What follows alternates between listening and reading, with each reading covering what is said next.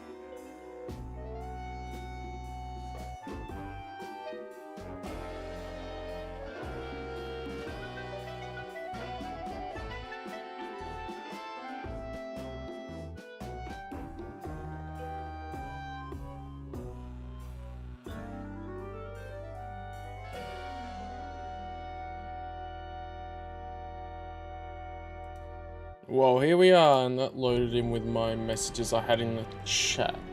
They should go away theoretically, I think. Anyway, here we are. I shifted it because the timing, because basically I was asleep. And then I was doing stuff a little bit, so that's how it be. Yeah, my message disappeared a bit. So we've got another one of these regular streamerinos coming along in Callum's Cantina.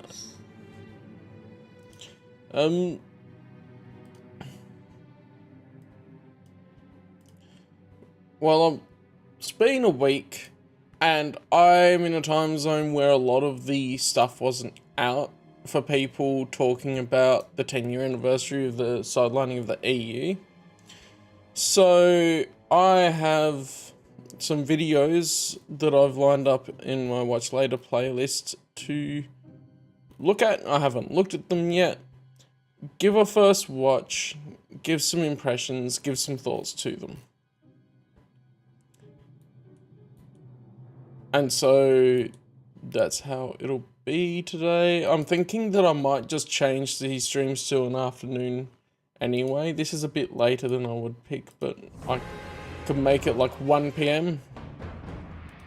That would work for me. This is starting at 3 at the moment, until daylight savings changes the time zone on me, of course. But hey, here we are.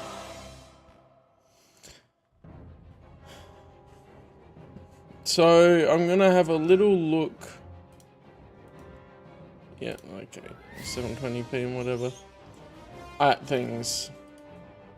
So this first one, starting off with Magneto Alex, talking about his one titled "Decade Since the EU." And so I want to share a bunch of these. I have a bunch here. There's some longer ones. I still have to watch more of the celebration of the EU that Brennan posted and stuff. But a lot of these shorter ones that are talking about 10 years and stuff, I'm going to be having a little watch of. So let us begin. See what Alex has to say.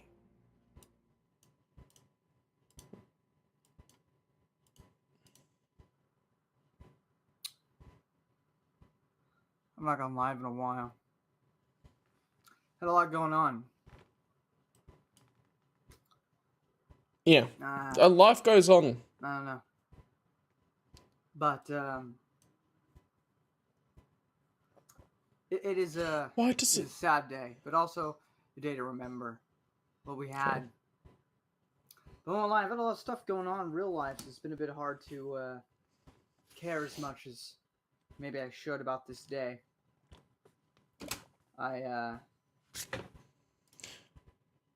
I did the stuff because I could, but it very, very much is not the highest priority. So I did my 3-part series because it is something that I was like, okay, this is something that's going to market. But if you got stuff going on in life, it's way more important. Right? There's no pressure to do anything big. That being said, I have seen that some other Star Wars channels and things don't even mention the anniversary of virtually the creation of new canon as well, right? But that if you like the new canon, you could celebrate that because this is the anniversary, or was the anniversary of when it was created. But it's just a fictional universe. Like, I don't know why some people get so caught up with, oh, it has to be so important that we have to do something big for it. Like, I just appreciate seeing he talked for longer than some of the others. Actually, the majority of the others. Some of the the longer one I might put down further for the end. that didn't work, did it? Figure it out. I can always just do it manually. Yeah, no pressure. Especially since life has so much more to it than some fictional universe you're going to talk about. I guess the whole YouTube channel is based on that, but it's not like it's something that is actually a job and you make time to share stuff about from it. It's a hobby. Your hobbies have to drop to make way for life, anyway. As of Tuesday, my grandma died, so we had her funeral. So that was great. And a lot of other stuff. That's rough. This particular past 2 to 3 months. Last year, I might say, as well. And I can relate because my grandparents, both of my grandfathers have died the past couple of years. And then my grandma doesn't seem far off either. So it's definitely relatable. And so, I guess it's kind of like when I first got into the EU. When I thought a breakup was the hardest thing in the universe. But as I've gone with the EU, I've also grown and changed as a person. For better or for worse, who knows? That is such a big thing, like I say about my journey, how for a lot of my adult life, I finished school in 2014, so the whole of my, it virtually started while I was in year 12, and so it's influenced a lot of my thinking in my adult life. To wait and see, I suppose. But I did want to talk about it. But I didn't want to take away from Brennan's video. And I kind of just said what I always say in that video because I didn't want to take away from the hundreds of others that were going to be talking that video. Mm-hmm. And, I know Brennan said I could go as long as I wanted to, but I didn't want to, ruin the spotlight. I didn't want to go for like 15 minutes talking about whatever, so I try my best to keep it succinct and brief. That is something, like, the video is 6 hours 16 on here, I think. That's crazy. Like, no, I feel like Brennan maybe should have gone, okay, so many people, you have less questions, let's answer each question and then break it up into separate videos. That could have been an idea so that it's more manageable. Because then people could talk for the 15-20 minutes or whatever, but then it will be broken up and it will be in a more manageable slots. Like something I've noticed, like, yes, I put my long streams up on YouTube now, but the broken up sections work so much better because people will more likely click on something that's inside of an hour than this 4 to 6 hour long thing. But I don't know what it's like. Back in 2014, I was 13 years old, and I was a passive fan of Star Wars. I did not know the expanding universe existed. I did not care about it. So I did not care when this buyout happened. It meant nothing to me. I didn't even realize there was a buyout. There was just Star Wars to me. And that's really how Star Wars was. There was just Star Wars, and the buyout was 2012. People tend to get those dates mixed up of like, we actually had a couple of years of EU stuff coming out before the sidelining. And then came The Force Awakens, and I watched it. I think it was the first Star Wars film I ever watched in theaters. Boy, did I enjoy it. Han Solo being the same character again. Deadbeat dad who left his family. That bothered me. But outside of that, I had fun.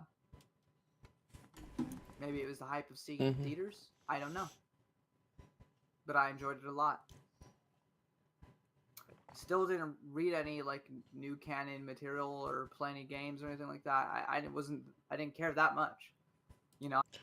And there's a lot of mentality, right, where a lot of people will not read the stuff. A lot of people won't read, so they'll see the movies and TV shows, and that's it. So that's another barrier that of like people that really like a franchise and want to talk about it, but then you end up going, well, no one else knows about it because people don't read.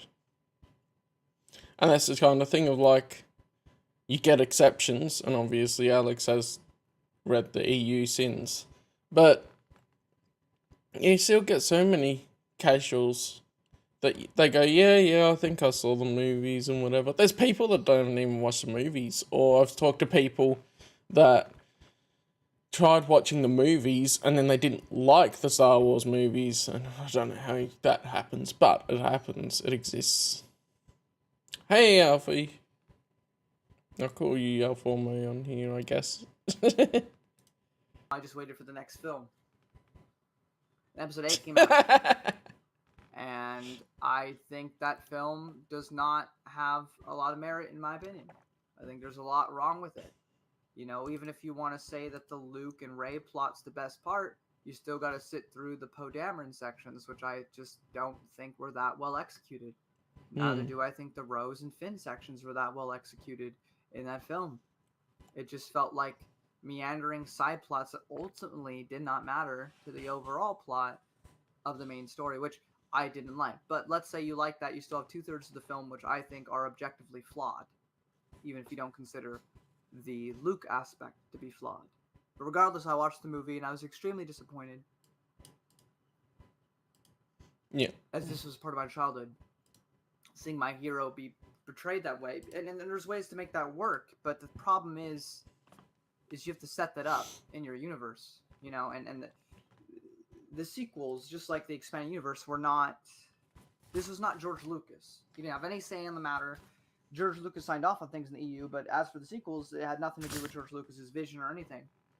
Yeah, they've made that very clear, and it just makes sense. If you're now the new owners of Lucasfilm and you're going forward with what you want Star Wars to be, why would you involve the original creator when it's so departed from his vision?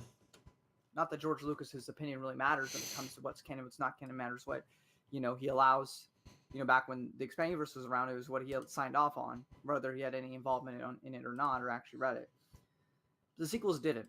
But regardless of that, that doesn't really matter. The point is they need to, when you're playing somebody else's universe or somebody else's playground or somebody else's bedroom or whatever analogy you want to make, you have to adhere to a certain level of quality and a certain level of consistency when it comes to playing in someone else's, you know, sandbox. Then, okay, it wasn't George's sandbox anymore because it had sold and then other people were held the rights. So in that way, yes, you're playing in the foundations that he built, but then they were going off and doing something completely different. Like, there were sandboxes that were never conflicting with it in the EU because you have like Tales of the Jedi is in such a different period of time that it's a sandbox, but it's not one that needed to conflict. And then George even signed off and vetoed some things as well from that. So you get that sort of thing too. Which I feel Episode 8 didn't do. And so, you know, I walked away from Star Wars for a bit. But I did like Kylo Ren. I liked Adam Driver as an actor. And so I looked up stuff about Kylo Ren on YouTube. I don't remember when, just at some point. And then I found Ryan Kennel's video on Kylo Ren being Dollar Tree version of Jason Solo, Darth Kaitis. Who's that? I don't know. Never heard of that before. That's an interesting entry point. See, even people that have a lot of, I would say, aggressive attitudes towards how they make their content still manage to draw some people in and share information. And watched a couple more videos. Think I watched Jeremy from Stupid Chainsaw Productions video on mall lockdown. What the hell is that? And then I find, these people talking about the Expandiverse. What the hell is that? And then I found Matt Wilkins. Now, I don't even think that was till like 2018 or 2019, because the time that it was probably 2018, because I was watching those videos religiously before I actually bought any of them. Slowly but surely, I bought the books over time, and then came the time of COVID. I finally deep dived into the Expand universe, and so I started doing all my reviews. Yeah, that's interesting. It's all COVID when you have more time to be able to actually go, I can actually read and do this stuff. Interesting to hear the journey, for sure. So I've been collecting them for a time. I think by the time I finally subscribed to Matt Wilkins, or it was in the Rebellion era, or just finishing up the Dark Times era, somewhere around that time is when I finally found Matt Wilkins. And so from there, I became an Expand Universe fan. But I don't have the same understanding of the hurt at 2014, because I wasn't a fan. I was a 13-year-old kid just starting, middle school at that point. This is something that I notice as well with some of the newer people, like Brennan, Quinlan Voss, and that.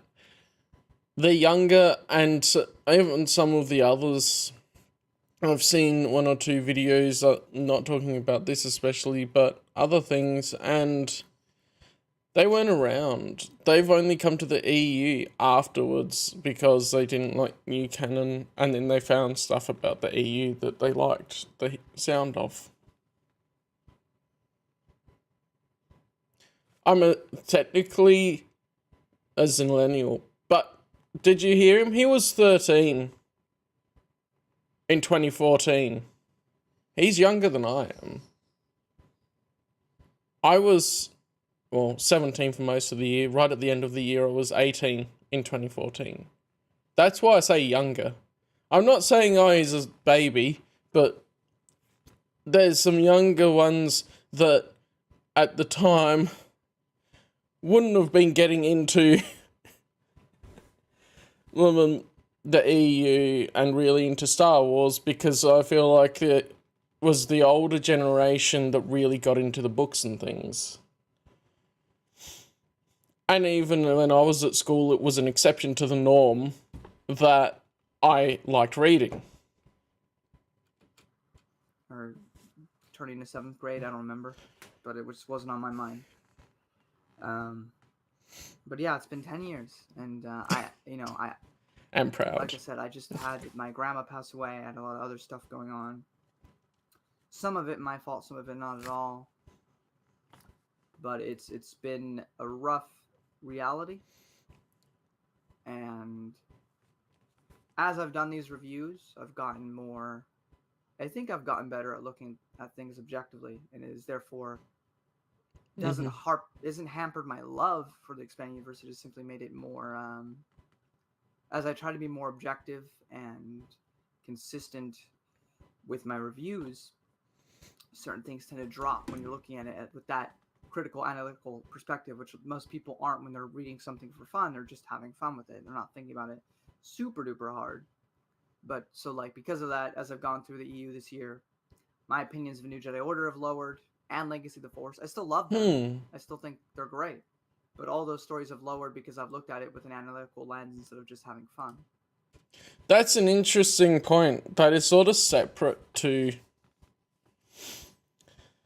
the whole thing of just reading the EU and enjoying it, is the analytical perspective. I'll see when I get to them, because I'm reading them more just, okay, I want to have fun with them. Well, my journey with the reviews is I was in depth talking about points, but that only really appealed to the people that had already read them. And then when I tried to change it, I went, I don't like it. I feel like I'm not adding anything of value talking about it in these reviews. So now I'm just like, well, if someone wants to talk about them and discuss them, I'll come on. Or if I have something I particularly want to say about them, like when I read New Jedi Order, I might give some overall thoughts on that, because I feel like that's a big one to talk about, that people either sort of love or hate it.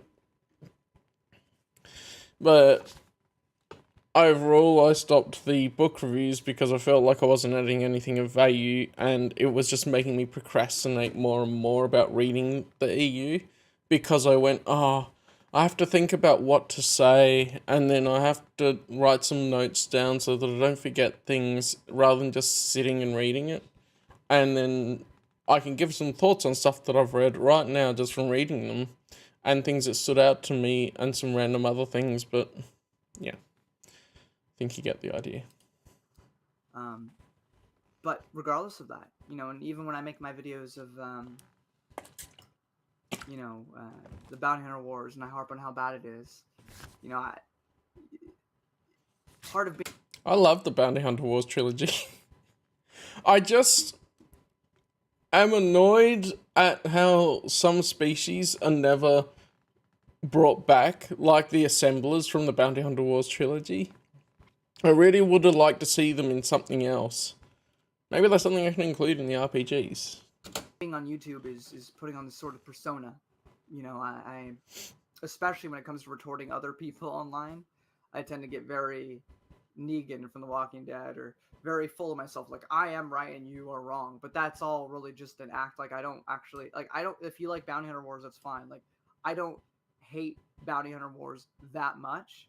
I mean, the throwing the book was genuine, but, like, I don't actually hate that series that much. Like, I don't really hate anything. Sometimes I would like to hate things, whether this be in reality with, like, real life stuff, or, in fiction.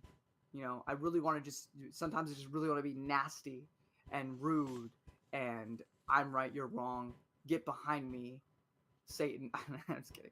But I can't. There's something about me. I physically can't find it in me to just hate completely and utterly. Well, there's a very good point about putting on a persona for YouTube and online. I think that ends up happening with anyone that ends up doing videos and stuff. There's a point where either you're accentuating or playing up some things that are already there about yourself, like putting on the act for a bit for hating on something. Yeah, that's fun. That's content. But if you're acting like a completely different person because of going into the space, I mean, that's up to you. But I feel like for me, I made the decision to just go, I'm going to be myself, and I'm going to try and bring my best parts forwards, even though sometimes that's difficult. When I'm talking online and streaming and things, compared to putting on an act of something completely. And I think that's where I go against the whole thing of, like, let's hate on something too.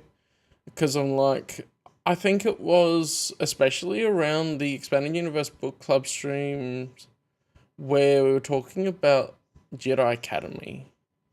I think it was Jedi Search. We're talking about the Jedi Academy books, and they were all saying things that they didn't like about it. And it's like, but I still really enjoy reading them. There's so much fun stuff in it.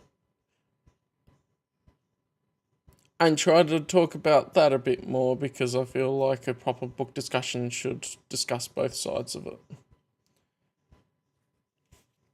But there are some funny moments that come out from the conflicts of things. But I guess especially at that point, it was me going, so much drama is in the rest of the fandom. Why do we need more drama between things? But, like, I feel like everyone knows that it's an act a lot of the time when you're putting on a bit for that sort of thing. No one really thinks that, you're that serious about not liking the Bounty Hunter Wars books, you're gonna do that sort of thing and completely hating stuff on it. And it's an emotional thing. Like, I had that sort of hatred towards new canon, but now I just can't find it in myself to really get angry about it. At the worst, I I guess I might get slightly frustrated, but it's a blooming thing of I just face palm, or it's like, well, here we go again. Anyway. Maybe that's a strength. Maybe it isn't. I don't know. But so, when I do those sort of reviews and stuff where I'm being rather negative, which isn't often, I do probably not like that book, but I'm harping up the anger. Mm-hmm. It's I don't actually hate it that much. But I say all this because despite no matter how much I dislike something in the expanded universe or love something in the expanded universe, I still love it as a whole. For the continuity, 30 plus years of history that it has brought, and I want to see that continued because it doesn't truly end. And there have been plenty of franchises that have had continuations, long after they ended. This isn't a very good example, but like Willow had novels that were written in the 90s, but then they also made that TV show. Now, of course, that probably retconned all of the novels, but, kind of like Star Wars. But for those who didn't read the book and didn't know that the book existed, like that show was their continuation. If they liked it, they might not have liked it. But it's a good point that things can be continued many, many years later. I think Chris Nelson also commented on my video talking about that. And I think it's just that thing of like, we should wait and then let whoever the rights holders are do what they want with it. And then when we hear about actual continuing the EU and stuff, that's when we look at it and go, all right, do we like it or not? But that was years after the fact. That movie came out in the 90s or the 80s or whatever. In the 80s, I think, actually. So that stuff happens. But, there's a lot of continuations of old stuff now that people like, for good or bad. Like new Ghostbusters movies. They tried rebooting it, people didn't like it, so now they're continuing it. For good or bad, whether you like it or not. I'm personally not very keen. Like, I liked Afterlife, but I feel like they're bringing out another Ghostbusters movie, and why would I care about that? I felt like Afterlife was good as like a one-off sequel to maybe get in some new fans or a new generation, and then they could go back to the other Ghostbusters type thing. But they gotta continue it on. They gotta just keep milking it until it runs dry. Star Trek got the Coda trilogy to finish. That's the other thing. Like, if they write it well, I might watch Frozen Empire, but if they write it well, it'll be alright. Like, there's so much in the EU that's written well, and that's why it's so big and we keep liking it type thing. Compared to, I feel like screen stuff, like box office movies and things, take a much bigger hit from not being written well. Especially, like, you can have one book in the EU, like Ruins of Dantooine, that's not so good. And then that's not as big a deal as a movie that flops. Finish it off. Was that good? That depends on who you ask. I've talked to some people who don't necessarily think it was, but regardless, they got a conclusion, and there's a lot of fear behind a continuation, and that might be justified, but I feel like a lot of people don't. It's not even about will it be ruined. It's it was already ruined. It sucked since like 2008. Should stay dead. And I think that's overtly negative and unnecessary. That's one of the other cliques and the niches in the fandom, is people that already believe that it was mucked up by the Clone Wars and stuff. I mean, they could retcon that and clear it up. They could make things work. I mean, at the end of the day, if you don't like reading stories, or you think stuff's bad, or you think it's been dying since a particular time, then more stories set in that world you can just ignore, because you've already been ignoring stories. So to me, it makes no sense to not do it. Yeah. So I'll see what he says later as well, but I'll add on to that if he goes on to a different topic. But they're already, just ignore it if you don't like it. I think that's the thing that I see with a continuation of, like, I think I've always said I would rather it continue and be bad than it not be continued at all.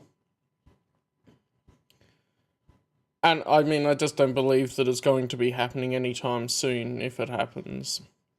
But if it's bad, we can just not get the continuation stuff. We can stick with what we already have, which is 300 plus novels, countless comics, all of that, and that'll still last us for years. Because it's not like Star Wars is the only thing that we're going to be reading and looking at either. There's other entertainment media that we can ingest that we enjoy that is outside of Star Wars. So we can read an e-book here and there amongst things, read some different books, and just be happy with what we already had. And then, like, the people that only want to read the Bantam era, they've been doing that for years and years before the sidelining of the EU. I get the fear of it being ruined, but don't we have 30 plus years of history to enjoy anyway? Worst case scenario, if they write more books and they're not up to par with the EU, we know the books that are consistently good or mostly good from 1970 to 2014. We have that gap there. We know, and if all the books suck, if we get a continuation, we can be like, well, everything 2025 onward, that's bad. Don't touch it. You can make that determination for yourself. But I don't know, the idea of just being like, no, they shouldn't make more because it might be bad, just seems a bit, to me, it feels a bit selfish. Like, well, I don't want it tarnished.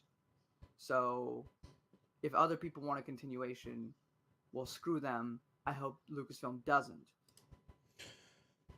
There's this whole thing with something new coming out will change and tarnish the old stuff. Like, I don't get this mentality. I don't think that way. Because it's always been, you can just elect to ignore it. Like, come on. You can just elect to go, alright, I enjoyed that part of it, I'm just gonna keep, like, maybe I'll reread that part of it. And you don't, it's your choice what you have in your head canon. You can acknowledge that something new's come out. So that's me with, like, new canon. It's not like I can ignore that new canon has come out and stuff. Shove it in your face so much. But it's a whole thing of, well, you can just elect to go, I like the story up to this point, so I'm just going to, if you want to reread that, or you go, okay, that was a good experience, that will sit on the shelf for however many years, and then you come back to it years later and go, oh yeah, that was a pretty good story, I might reread that. That's how I feel towards a bunch of some books that I still have at my parents' place and stuff. Like, the TV series of His Dark Materials came out as an adaptation of the 3-book series by Philip Pullman, which is the same title for the series of books. And it was really good. But now I'm still on the thing of I want to reread those books and sort of watch the TV show at the same time to see how exactly they line up. At the time when I first started watching it, I was up with my parents and I pulled out the first book and flicked to the end of it because, like, I've read them. I remember the basic story and all that from years ago. And the first season of the TV show ended exactly where the first book ended. And then with the popularity of the TV show, he was writing more books in the universe and that, and he was an executive producer on that and everything. So it was really cool. Definitely recommend that series. Maybe I'll rewatch it sometime. I should start reading the books and then see where the sort of episode ends and then sort of read along. That'd be a cool way to do it. Yeah. You can just elect to ignore parts of the story. It's your choice what you choose to read and whatever. I don't get why people harp. This, I think, comes from when people harp on too much of this is canon, I have to collect everything in it, or I have to read it because this is canon. It's like the Lord of the Rings. I haven't ever bothered with some of the extra stuff that Christopher Tolkien has brought out. I've gotten some of the books that's on my parents too. They have a bigger bookshelf and all that. But I still haven't bothered reading a bunch of the stuff. I think I got Children of Huron or something at one point. Because I just love The Hobbit and Lord of the Rings and the Silmarillion, and eventually I'll reread Lord of the Rings because it's been so long now. I read it when I was in high school. That I'm like, I should reread that. To me, it just seems like, because if you don't like it, then you just don't read it. You move on with your life. You go read something else. Or you read the old stuff. Why ruin it for people who might want a continuation? Because ultimately it's all this vitriol of Disney Star Wars sucks or the EU shouldn't be continued that is probably hindering Lucasfilm from making more, outside of their own personal vanity of being upset that people want more instead of consuming their new content. Yeah, Lucasfilm look at what people are saying and then go, well, why would we give these people more expanded universe if you're just gonna be hating on it anyway? But everything being asked after these 10 years is not unreasonable. A parallel timeline to the main one, which is the canon stuff, and that's fine. TV shows, they get their TV shows, their movies, their video games, their short stories, their comic books, this and that. No one's telling them They still get all of their new canon stuff. to stop that. We just want a couple novels and a couple comics, like every year or so. So, hang on, everything what was being that? asked after these 10 years is not unreasonable. A parallel timeline to the main one, which is the canon stuff, and that's fine. TV shows, they get their TV shows, their movies, their video games, their short stories, their comic books, this and that. No one's telling them to stop that. We just want a couple novels and a couple comics, like every year or so. That's interesting, his perspective coming later on. I feel like once he actually got involved in the fandom, more things had settled down. But I clearly remember people wanting the new canon to stop and them to continue the EU. That was definitely a sentiment, especially earlier on. And I feel like that'd still be a sentiment that hangs around in EU groups. Like, the people that complain about the new canon will want that to stop, and completely in favour of the new canon. And in a way, I can see that if they continued the EU and they had the same sort of quality of writing in that, the numbers that Disney sees will go, well, that's more popular. Why don't we just do that rather than do the new canon? Which I feel like there may be a bit of a thing with Lucasfilm going, we want to do new canon. And I don't know if that's necessarily what Disney wants or just what current Lucasfilm wants to do. Mainly for me, I just want an end to the Luke storyline, up to the Legacy comics, and I'd be happy. That'd be it for me. Like, would I like it to continue indefinitely? Yeah, but really, I don't think the EU needs to be continued. I think it needs to be concluded, and I think just the mindset we need to adapt moving forward for the expanded universe movement. I think that's something we need to start. So you mentioned that word, movement. I mentioned that in my 3-part series, so I don't need to reiterate too much other than the connotations that brings to people. I do agree with the sentiment that we should be asking for a conclusion to the EU, because of the lack of transition when they did choose to sideline it. There was a lot going on where it was just a hard cut, and so stories didn't have conclusions. Not necessarily even his example of Luke's ending and the Big Three's ending, I'll say, because if you're doing Luke's ending for the comics, you're going to involve Han and Leia too, so that's the Big Three. But like, The Force Unleashed 2's ending never has a conclusion to the story, because it was a cliffhanger in preparation for The Force Unleashed 3.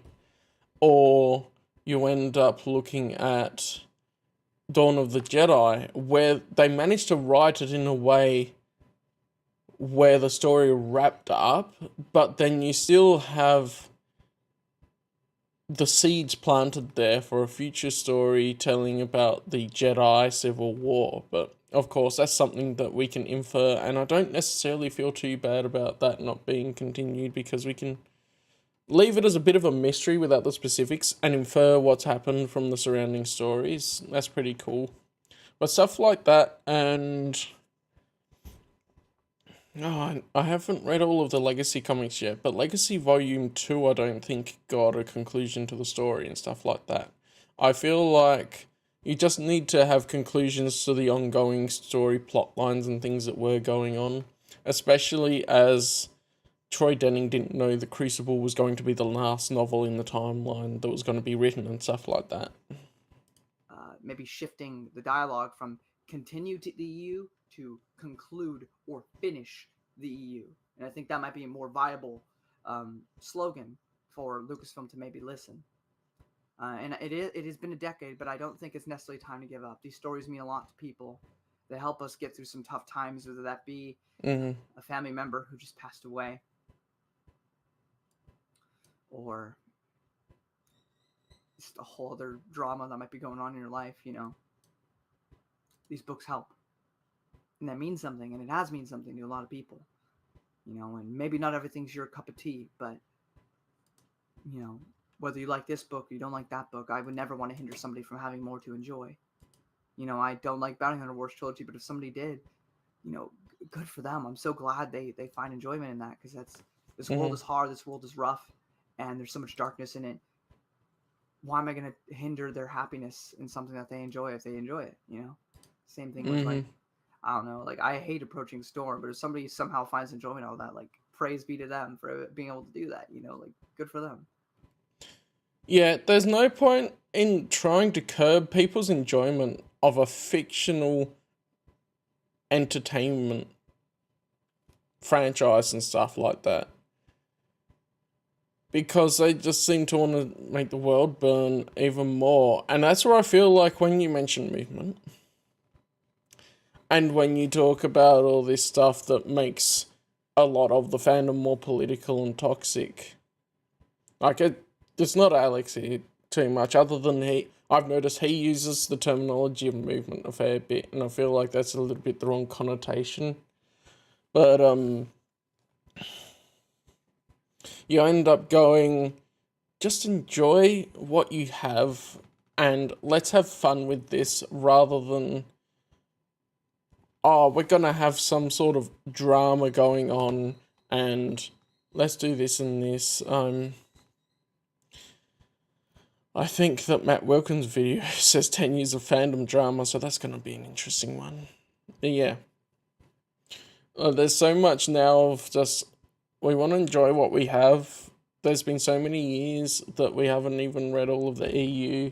I saw someone's videos, like he got into it not too long ago. He must be blasting through them, which is really cool. But I've ended up going I was blasting through a bit, and I'll take a step back because I want to sort of not get burnt out on Star Wars and stuff, which is a real place with so much stuff. And then it's also a bit like, I'm looking at my timeline, oh, I don't have this comic. I'm a bit out of whack with that. But some things are just hard to find. Anyway. But I hope you all check out Brennan's video. It's going to be a masterpiece. I don't have too much to say, really. I just want to go a little bit more in depth than I would have had the ability to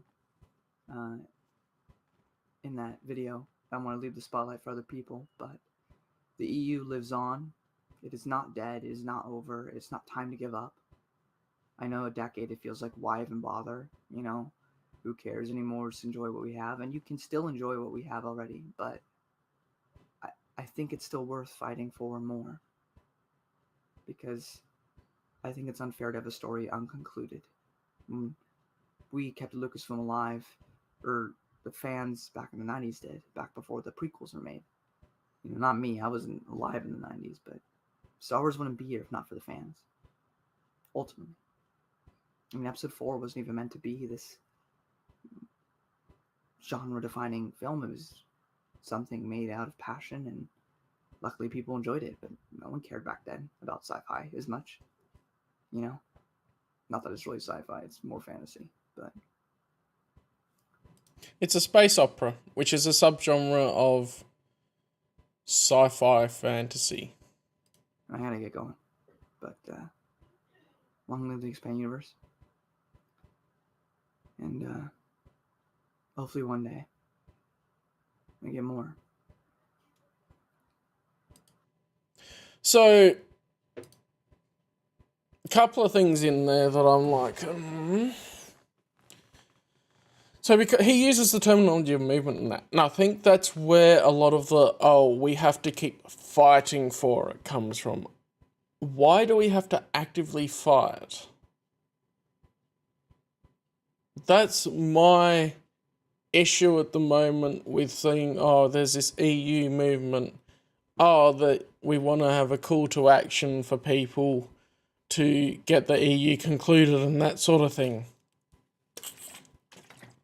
I love that he's changed the terminology to let's conclude the EU. I like that detail because it is not something that is asking for more and more, like it would appear that there's a heavy load going to be coming from the EU continuing. But I don't get this thing of you have to fight to get something that we shouldn't have to fight for. Or if we're saying we have to fight for it, that makes this feel so political. And I feel like that's an issue with bringing something into a hobby that we're meant to be enjoying. And I think that's where a lot of the drama comes from, is that you make it political and then other people come in and look at it and go, oh yeah, we can use this as a vessel for our own opinions and our own issues in life to do that. This is going to be a fairly long stream, but there's a lot to unpack in a lot of these. So what else? I'll just remind myself, what else was he saying? Go a little bit more in depth than I would have had the ability to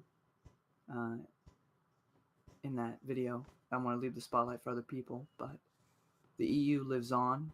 It is not dead. It is not over. I always hated the sentiment that, the EU is dead. Like,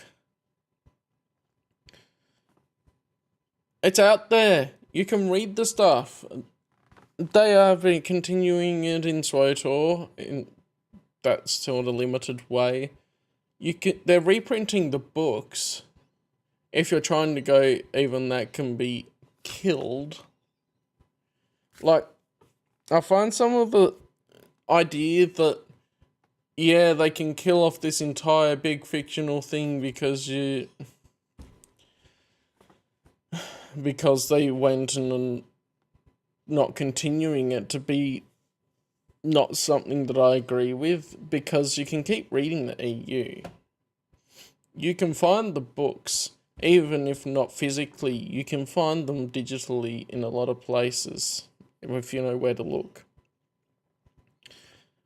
And I don't get it. Actually, that's a good point. Can I get Young Jedi Knights digitally? Legally, I should add. Books by Kevin J. Anderson. He's written a bunch of Dune stuff as well. Looking at his profile picture, that's relevant. Yeah. Yeah, you can. Look. You can still get... No, that's a different translation of it. But you can still get the Young Jedi Knights books as ebooks. I don't know why it's coming up in this odd language. Why? I don't get it.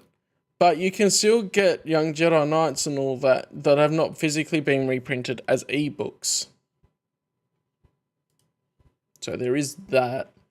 So if you really want to read it, you can find copies of it to purchase legally as well.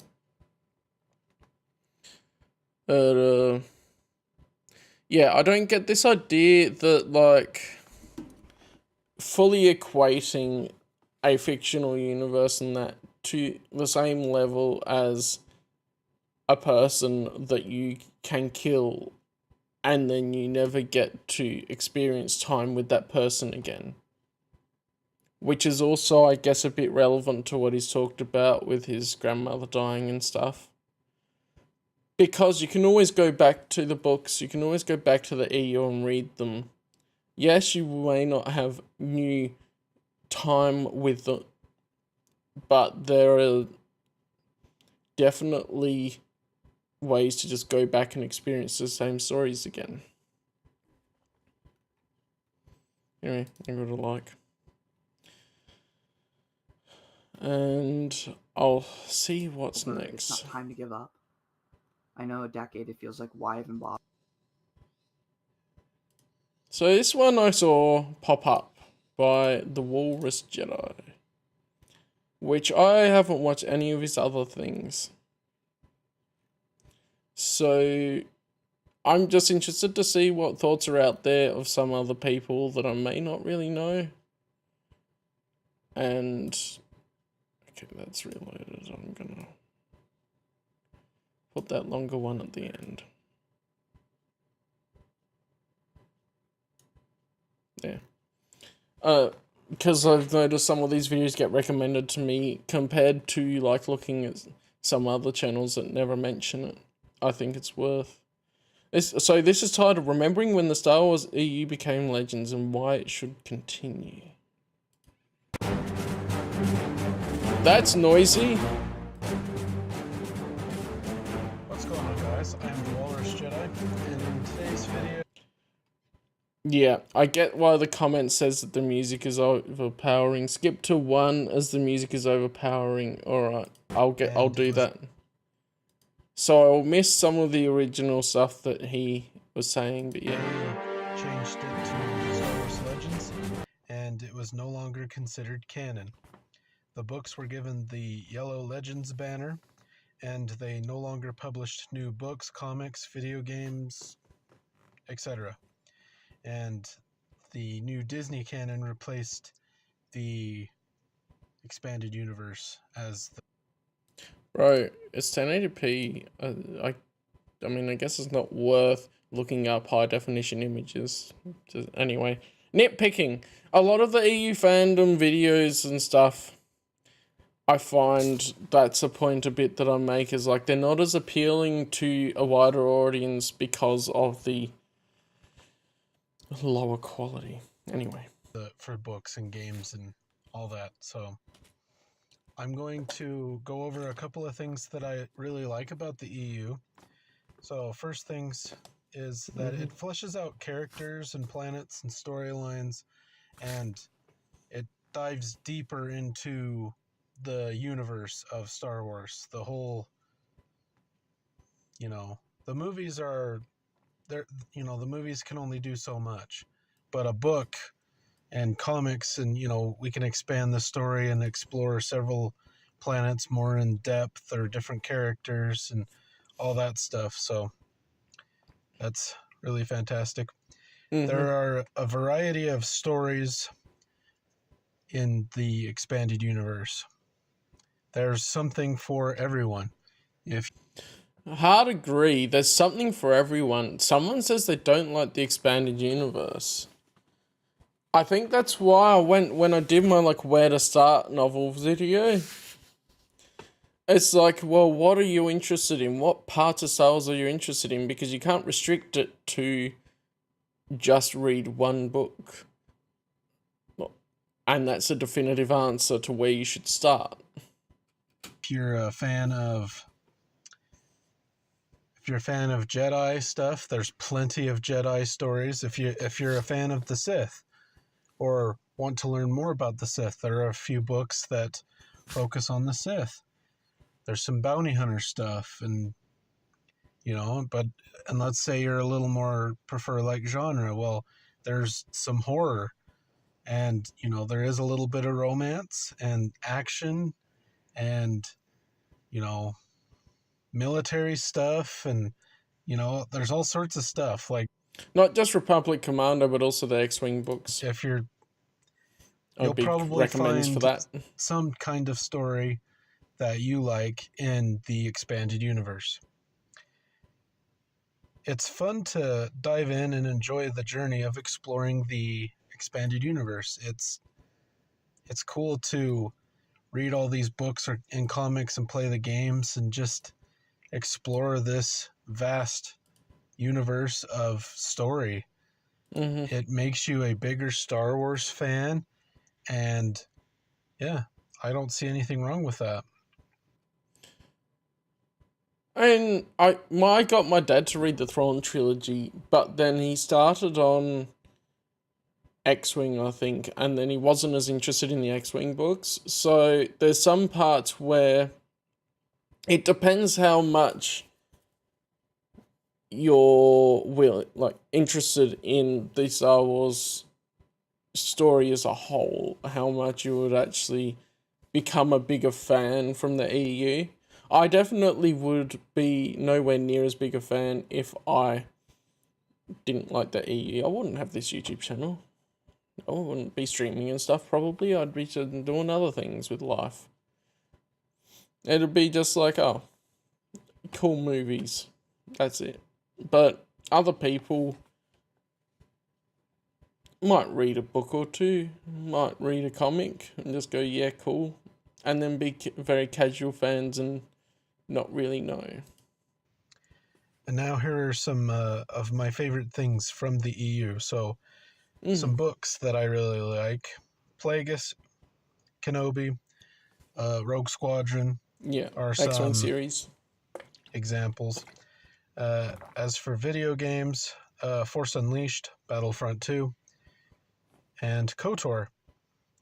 And for characters, you have Corran Horn, Darth Bane, Dash Rendar, but there's others. There's plenty. Those are just some examples of some of my favorites.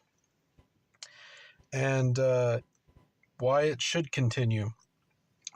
Well, there are some unfinished stories or story arcs that I think should at the very least be resolved. Tell at least these stories that would finish off these storylines. I think that's nice. I think that's a sentiment that everyone has. Like Imperial Commando 551st, Karen Travis didn't continue the series, but that's not because of the sidelining. It is because of other drama inside Lucasfilm. It was TCW conflicting with her lore on the Mandalorians that she was writing. And some examples are like the Karen Travis Imperial Commando, finishing that series, getting stuff like Sword of the Jedi after I believe Fate of the Jedi and some of those other books. So those are just a few examples of some of like the unfinished stories, but I'm surprised he didn't mention The Force Unleashed 3, because that would be needed to conclude that story. Since he said that The Force Unleashed was one of his favourite video games. There's a lot of stories to tell.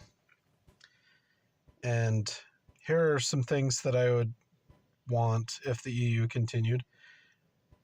Obviously, first focus on the unreleased, or rather, the unresolved stories / character arcs, and then any unreleased or canceled stories that did not get released for whatever reason. So, like, it's free money.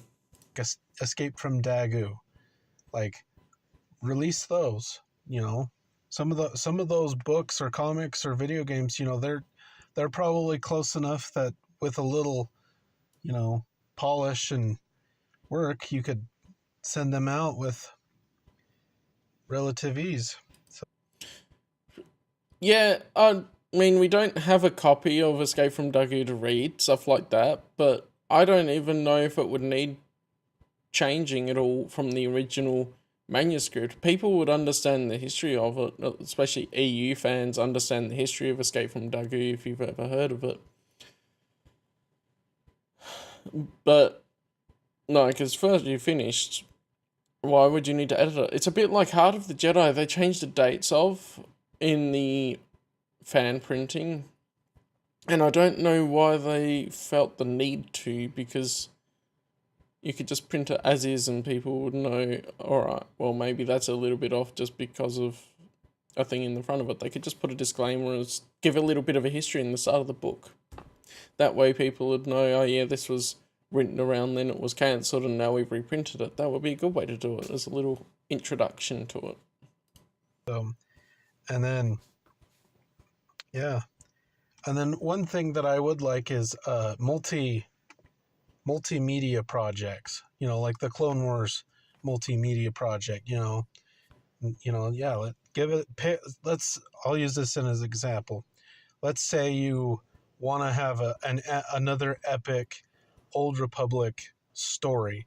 So you'd find a gap where you have plenty of room in the Old Republic, which isn't hard. There's plenty of space. Yeah. And you do the Old Republic multimedia project. So you do books, comics, not video games, but maybe a video game or two, some short stories, maybe even some role-playing stuff. Like if you really want to, you could do what Shadows of the Empire did and do a soundtrack. That's pretty cool. So those would be really cool to come back. And a multimedia project would be amazing. But that is a big ask compared to just, we want to have a novel published like Escape from Dagu. It would be amazing. But then you also need the coordinated effort to make sure things line up with the EU. And then this kind of goes along with that, but start new stories in different time periods. Yeah, like because there are gaps where there are no stories. If they were to bring this back, and this is all, also going to coexist with the current Disney canon, meaning, this isn't like, if the EU is brought back, they're not going to replace Disney canon with the EU. The EU will just be published alongside it. So, they obviously can't publish, 15, 20 books a year. Maybe they can, I don't know. But I mean, that's the thing, is they have to work out the demand and how much they're going to do a year. But like, what one of my earlier thoughts has been is like, Dark Horse wrote EU comics, and then the comics went to Marvel with new canon, so they could just commission Dark Horse to do EU comics again. And that way there's no extra load on the people currently working on new canon. Yeah, it can run parallel, it can be fine. I would just go for maybe, at least to start with, 6 to 8 books a year, and maybe a couple of comic book series.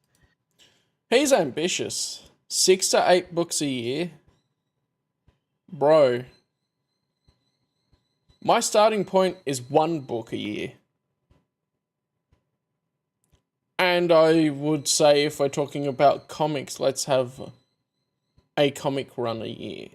Just something small. I don't need something huge. It would allow people to keep up, and it would be more affordable as well in this economy.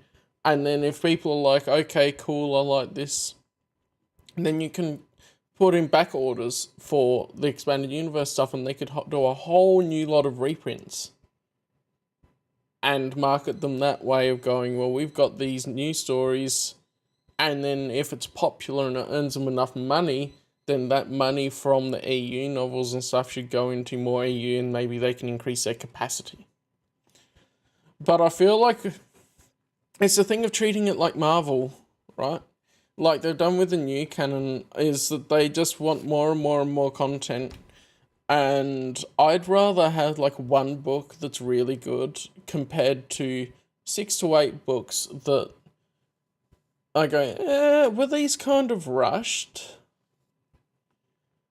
And I think there's some of the flaws in some of the EU stuff as well, like a Dynasty of Evil and Rule of Two. I think it was Rule of Two especially that feels a bit rushed. I'd rather them focus on the quality of the story rather than just, we gotta have more content, pump it out. Stuff like that. Yeah, so those are some of my ideas for continuing the EU, and why it should and stuff like that. And yeah, so I mean, yeah, there's something for everyone. It's really enjoyable once Mm-hmm. you take the dive. Yes, it can be overwhelming, but It can be daunting at the start, especially with how much there is. But I think what's comforting now is that there is a finite amount. There is sort of a... It's been around long enough that people can advise you on what you can start with or what sort of stories would be interesting to you. And you know that there's like an endpoint. You're not gonna be completely chasing your tail because new stuff keeps coming out. Which would be an issue if he goes, 6 to 8 books a year. Oh, God. That does feel like a lot. Then again, I'm so used to not getting new stuff for the EU. But I feel like if you release something in a smaller amount, you also start to build a bit of a tight-knit community. If you go, let's have some space to talk about the new stuff, have forums and things, I think that'll work well. that's okay. Just take your time, and you don't need to get everything and read everything. Yeah, so I recommend it to basically everyone that's a Star Wars fan. So yeah, you can let me. Yeah, everyone that's a Star Wars fan, I would say at least check out the EU. I don't know if the difference between new canon and EU would be too different if someone really, really likes what the new canon has done. And then they go, well, I'm going to go over and check out EU. I don't know how well those mesh because I really didn't like the new canon. And so if you're a huge fan of that, I don't know how well that'd translate. But I do agree that everyone should give it a shot. And then there's something for everyone. And so... yeah, all that. What you think of some of these ideas in the comment section down below, and how would you continue the EU if it were to have new stories published in that? What would you do? You can let me know in the comment section down below. Why did that speed up? Playback speed normal. Why? Don't forget to like and subscribe if you enjoyed, and until next time, thanks for watching. Alright, this is a good video, other than some of the quality issues. It's interesting to hear someone's ambitious thoughts on what you should do with the EU. A multimedia project would be huge. I don't know if they would sink all of their time and money into that, but I would imagine that if you start off small, and then you're building the fan base and you go, actually this stuff is really popular, because they've done it well, then they could go, alright, we'll do a multimedia project because we see how successful it would be. People would be into that and buy the stuff. Because it is business, so they do that. And all of that sort of thing. Very interesting. And then there's so much information in the EU that you'll never get bored. So there is that. Especially if you like Star Wars. I would say if you like Star Wars just based off of the original saga movies, you would love the expanded universe because of how it builds in to what was established and expands upon it. And it seems that the overall starting point is conclusion of stories, or Escape from Dagoo is a great example of saying, let's have a story that's pretty much already written and just release that and see how well it does. That could be the one book. And then it could sell like hotcakes. And then they go, oh, well, that sold really well. Let's commission to write another one. Yeah. I would also just say make sure there's a continuity editor on all of this, especially a multimedia project and stuff like that. You need people to know the lore and to be a continuity editor. And I don't think that they should be the same people as who are looking after new canon, because to try and keep in your head both continuities straight, and you'd have separate databases for each of them, I think would be a much better way to do it. Alright, yeah. Walrus Jedi, 227 subs. Gave some thoughts, nice. So then this next one, there's a kind of odd name, Exarchum. 10 years later, a tribute to the Star Wars Expanded Universe. Let's see. May the Force be with you. My name is Exarchum. Why is everything in double speed? Hang on, I'll reload the tab. Oops. Apparently it wants to mark up. Alright, let's just go back here. I don't know why they do that. I'll remove those and then... Hello. That's not the right one. Oh, I missed one. That's fine. It sorted itself out. Now I reloaded the damn tab. Alright, this is Star Wars fan animations. He's doing a Shadows of the Empire project, which is really cool. But I haven't looked into it too much because I was saving to look at it with Jeff, but yeah. Celebrating the Star Wars Expanded Universe 10 years after Disney rebranded the EU as Legends. Technically, both names still apply. I did a video on that when they reprinted the Essential Legends collections, but both names still apply, and EU does not refer to new canon. So it's sort of both. But Legends muddies up a little bit more because they include infinities in Legends compared to Expanded Universe just being the continuity, and then infinities is separate. Anyway. This is Star Wars Fan Animations, and I was introduced to Star Wars prior to my earliest memories. I watched The Phantom Menace in theaters in 1999 before I could even remember it. Following that, I got into the original trilogy by watching it on DVD and watching Attack of the Clones and Revenge of the Sith in theaters. During my elementary years, I had the opportunity to read at my school's library the Young Boba Fett books, the Jedi Quest series, and the Jedi Apprentice series. And at my local public library, whenever my parents would bring me there, I would always go to the comics section and read the Knights of the Old Republic comics and the Legacy comics. My favorite expanded universe character is Zane Carrick from the KOTOR comics. He really exemplifies what it means to be a Jedi and underwent a lot of hardship and came out stronger in the end. He's very... I think this is part of what he would have submitted to Brennan's video, which makes sense. Very relatable and always has a very optimistic view of the so he's future, answering the regardless questions. Of whatever challenges he's facing. My favorite expanded universe book, comic, and game would have to be Shadows of the Empire. I enjoyed this story so much that I've decided to adapt it into an animated fan film. Shadows of the Empire really is the lost Star Wars movie, and all we have left behind is this one story in these scattered mediums. Outside of the Shadows of the Empire multimedia project, my favorite book would probably have to be Outbound Flight. It's got such a great host of incredible characters, amazing setups and payoffs both in the book and in material outside of it. My favorite comic series is really 4 in 1. I really love the Vector storyline, which takes place in the Knights of the Old Republic comics, the Dark Times comics, the Rebellion comics, and the Legacy comics. Yeah, beyond very just those 4, this story really builds off of a lot of other...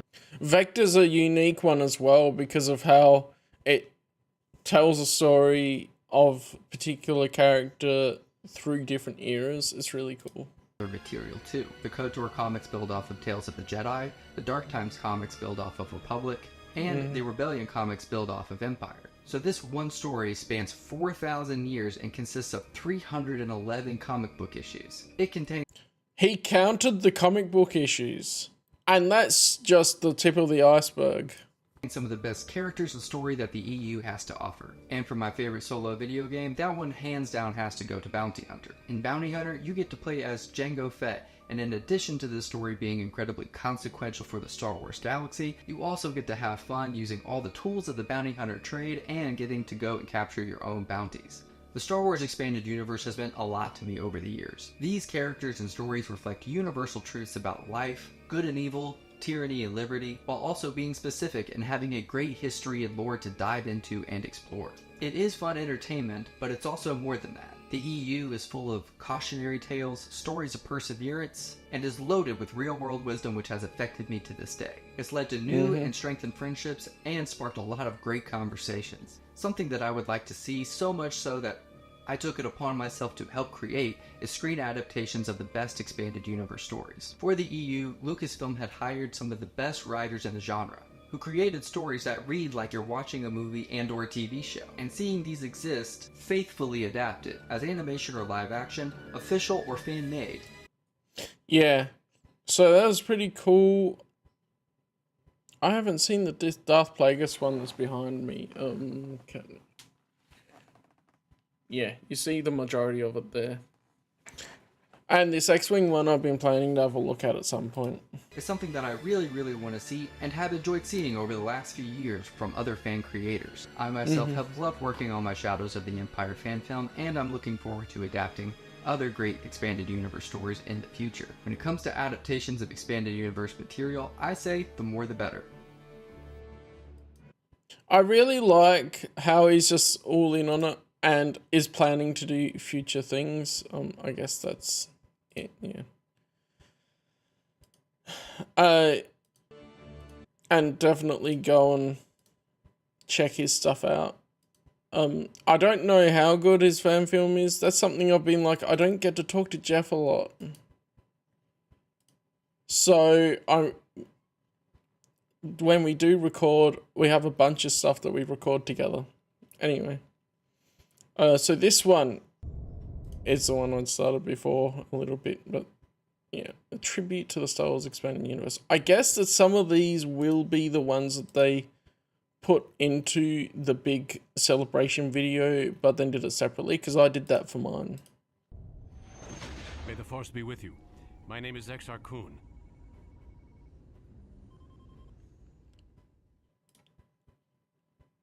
I have heard what that last word means before, and I'm like, so some of the weird ways some people try and come across, maybe, but the name already sort of puts me off. Anyway, that's just me. It's like the JJ plagiarism or stuff like that is like, yeah, it sort of puts me off. Anyway. Hello everyone. This is just a quick introduction so I can explain what's going on. Brennan, or Quinlan Voss on YouTube, has reached out to fans of the Expanded Universe and asked us to record a short video talking about the points on screen now, so that we can turn what would be a sad day, the 10-year anniversary of the EU's cancellation, into a day of celebration and love for these stories. This video is my submission to the project. You can watch the full thing with everyone's submissions on Brennan's channel, the link will be in the description, and show your support to this project. Okay, enjoy. The Force be with you. My name is Jack. I go by Exar Kun on YouTube. I've been a Star Wars fan since... It's very interesting how different people will edit things differently. when I'm sitting here and I'm going to edit how I talk a bit to narrow it down. Before I have memories. I can't even remember what my reaction to I Am Your Father was. I've also enjoyed reading since I was a kid in primary school, so delving into Star Wars books was only a matter of time for me. I went a long time knowing that somewhere out there were books and comics that told the stories between the movies that I'd always wanted to learn about, though it took me a while to actually pursue them. Eventually, my curiosity led me to asking my mum for a few EU books for my 18th birthday back in 2021, and my life has been better off ever since. I've had a lot. So he only got into the EU actually reading it in 2021, wow. Long think, and even though I adore many of the characters the EU has given us, Ulick and Revan and Plagueis and Ferris and Thrawn and Mara, even Gantoris, and Lumpy of course, I think it would be sacrilege. Lumpy! Yeah, Lumpy is great, but it's just hilarious that we have to see this again. I think it would be Lumpy, my beloved. Be sacrilegious if I didn't say that Exar Kun was my favourite. I'm a big fan of Tales of the Jedi and the Jedi Academy trilogy. Dark Lords of the Sith and the Sith War were actually the first Star Wars comics I ever read, and he's just such a grand character, having caused so much chaos. Such good comics. chaos in the galaxy, and his involvement with the Yavin Academy is all just so interesting to me. I get a particular enjoyment out of Something that I really loved is how Kevin J. Anderson connected the comics to the novels. And so we see Exar Kun doing what he did in the Tales of the Jedi comics, and then we read the after effects in the Jedi Academy trilogy. It's such a good connection. But also how Kevin J. Anderson was setting up stuff that you don't necessarily have to read the comics to get who Exar Kun is and that sort of stuff when you read Jedi Academy. Characters that are legend even within the fictional universe they're from. There's also a level of attachment because I named my channel after him, so I admit to being a little biased. I just think he's pretty cool, you know? My favourite part of the EU has got to be Darth Plagueis. Whenever I answer what is your favourite X questions, I always reword it in my head to, if you could only have one X for the rest of time, what would you choose? And it always makes me realise the things that I truly value above all else, and it's no different here. This book is the magnum opus of the EU in my opinion. It's the prime example of what an EU story should be. Born out of a single line from Revenge of the Sith, it ties into a mind-boggling number of other established stories without stepping on any toes, which is particularly impressive as Luceno had 20 years of lore to balance at the time. Not to mention that absolutely Darth Plagueis. James Luceno did his work really well. phenomenal and intricate story that's told, and Luceno's perfect characterization of Palpatine. I could go on forever and ever about how amazing that novel is. Any of the James Luceno novels are just amazing because he does his research so well, and I would say a lot of the EU authors in general are also fans of the expanded universe, so they love reading it and they know the lore and stuff, and they really make the effort to connect everything together. I've got the sand between my toes on the hypothetical desert island that we all get stranded on in these discussions. You bet that I'll be reading about the infiltration of the Bay Knight Sith into the highest levels of the Republic's government.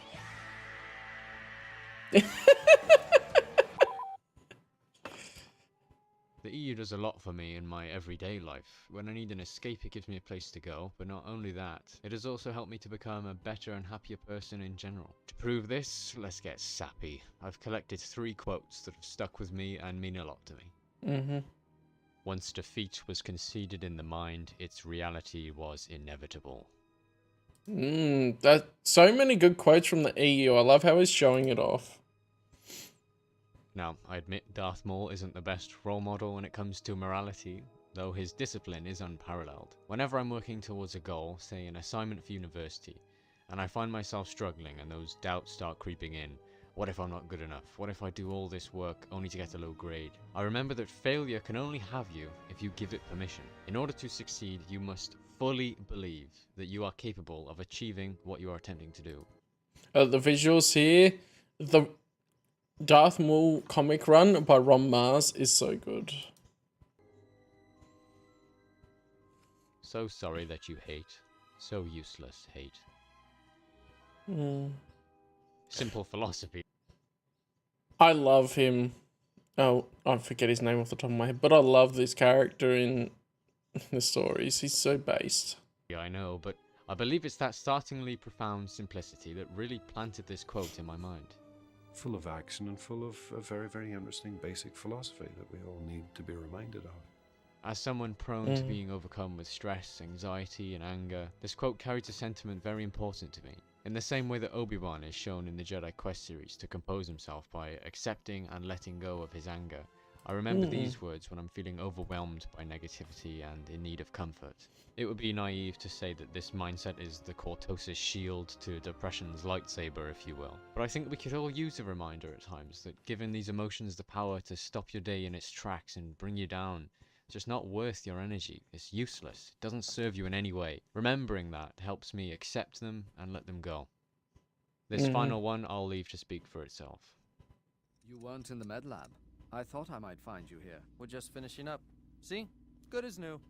Anakin, the most difficult trial a Jedi must face is to look inside oneself. Often we see things we don't like, but these aspects are not set in stone. It is our We even see a lot of the wisdom in the 2003 micro series. decisions that shape our destinies. So good. I learned from Darth Maul to always believe that I can achieve my goals. Master Zhao taught me to only give my focus to matters that are worthy of my energy. And Obi-Wan helped me to use introspection as a means to improve myself, rather than dwelling on my flaws. Master Zhao, I that's hope right. that section wasn't too pretentious. Here's a lumpy gif, just in case, as an apology. Lumpy, come on, bro. It's hard to put into words other than saying having the EU continued would add another layer of excitement to our lives. Just imagine being excited for new Star Wars again, having it as an active source of joy rather than it simply existing in the stasis that it's been in for the last 10 years. Not to mention the fact that we could finally get proper endings to many of the prematurely cut off plot lines. Let's hope that this project can make some waves so that this dream of ours can finally become a reality. I want to thank you all for your time. Thank you, Brennan, for having me. And long live the expanded universe. Mm-hmm. I have already learned more than even the Jedi Masters knew. Nice. That was a nice one. I just enjoyed that. It's a funny way that he did it and all that. That was cool. I'm gonna finish off this. I don't know if I'll read a short story this time because this is gonna be a longer stream, and I have put a bunch of the short stories up on my website, so now I've caught up, I think, as of today. And I'll leave that for next week. So, alright. Matt Wilkins, 10 years of fandom drama. This should be the spicy one. 20 minutes. See, I might put that lower down after some of the others. I'll go by order. Alright. 10 years later. I'll do Spencer Star Wars Library because this is only a couple of minutes. Only a couple of minutes. And then we'll go into the spicy one. This is probably his submission. Hey y'all, just wanted to do this quick post here. I wanted to say, happy April 25th. Today is a decade since the Expanded Universe was deemed non-canon by Lucasfilm and Disney. You know, I don't want to get too much into detail here. If you want to hear my reflection on it, you can go check out Brennan's video on the Quinlan Voss channel. Here we go. I and a bunch of other people contributed to this awesome project that he did. So definitely go check that out if you haven't done so. And I've seen other people's videos that they've posted today.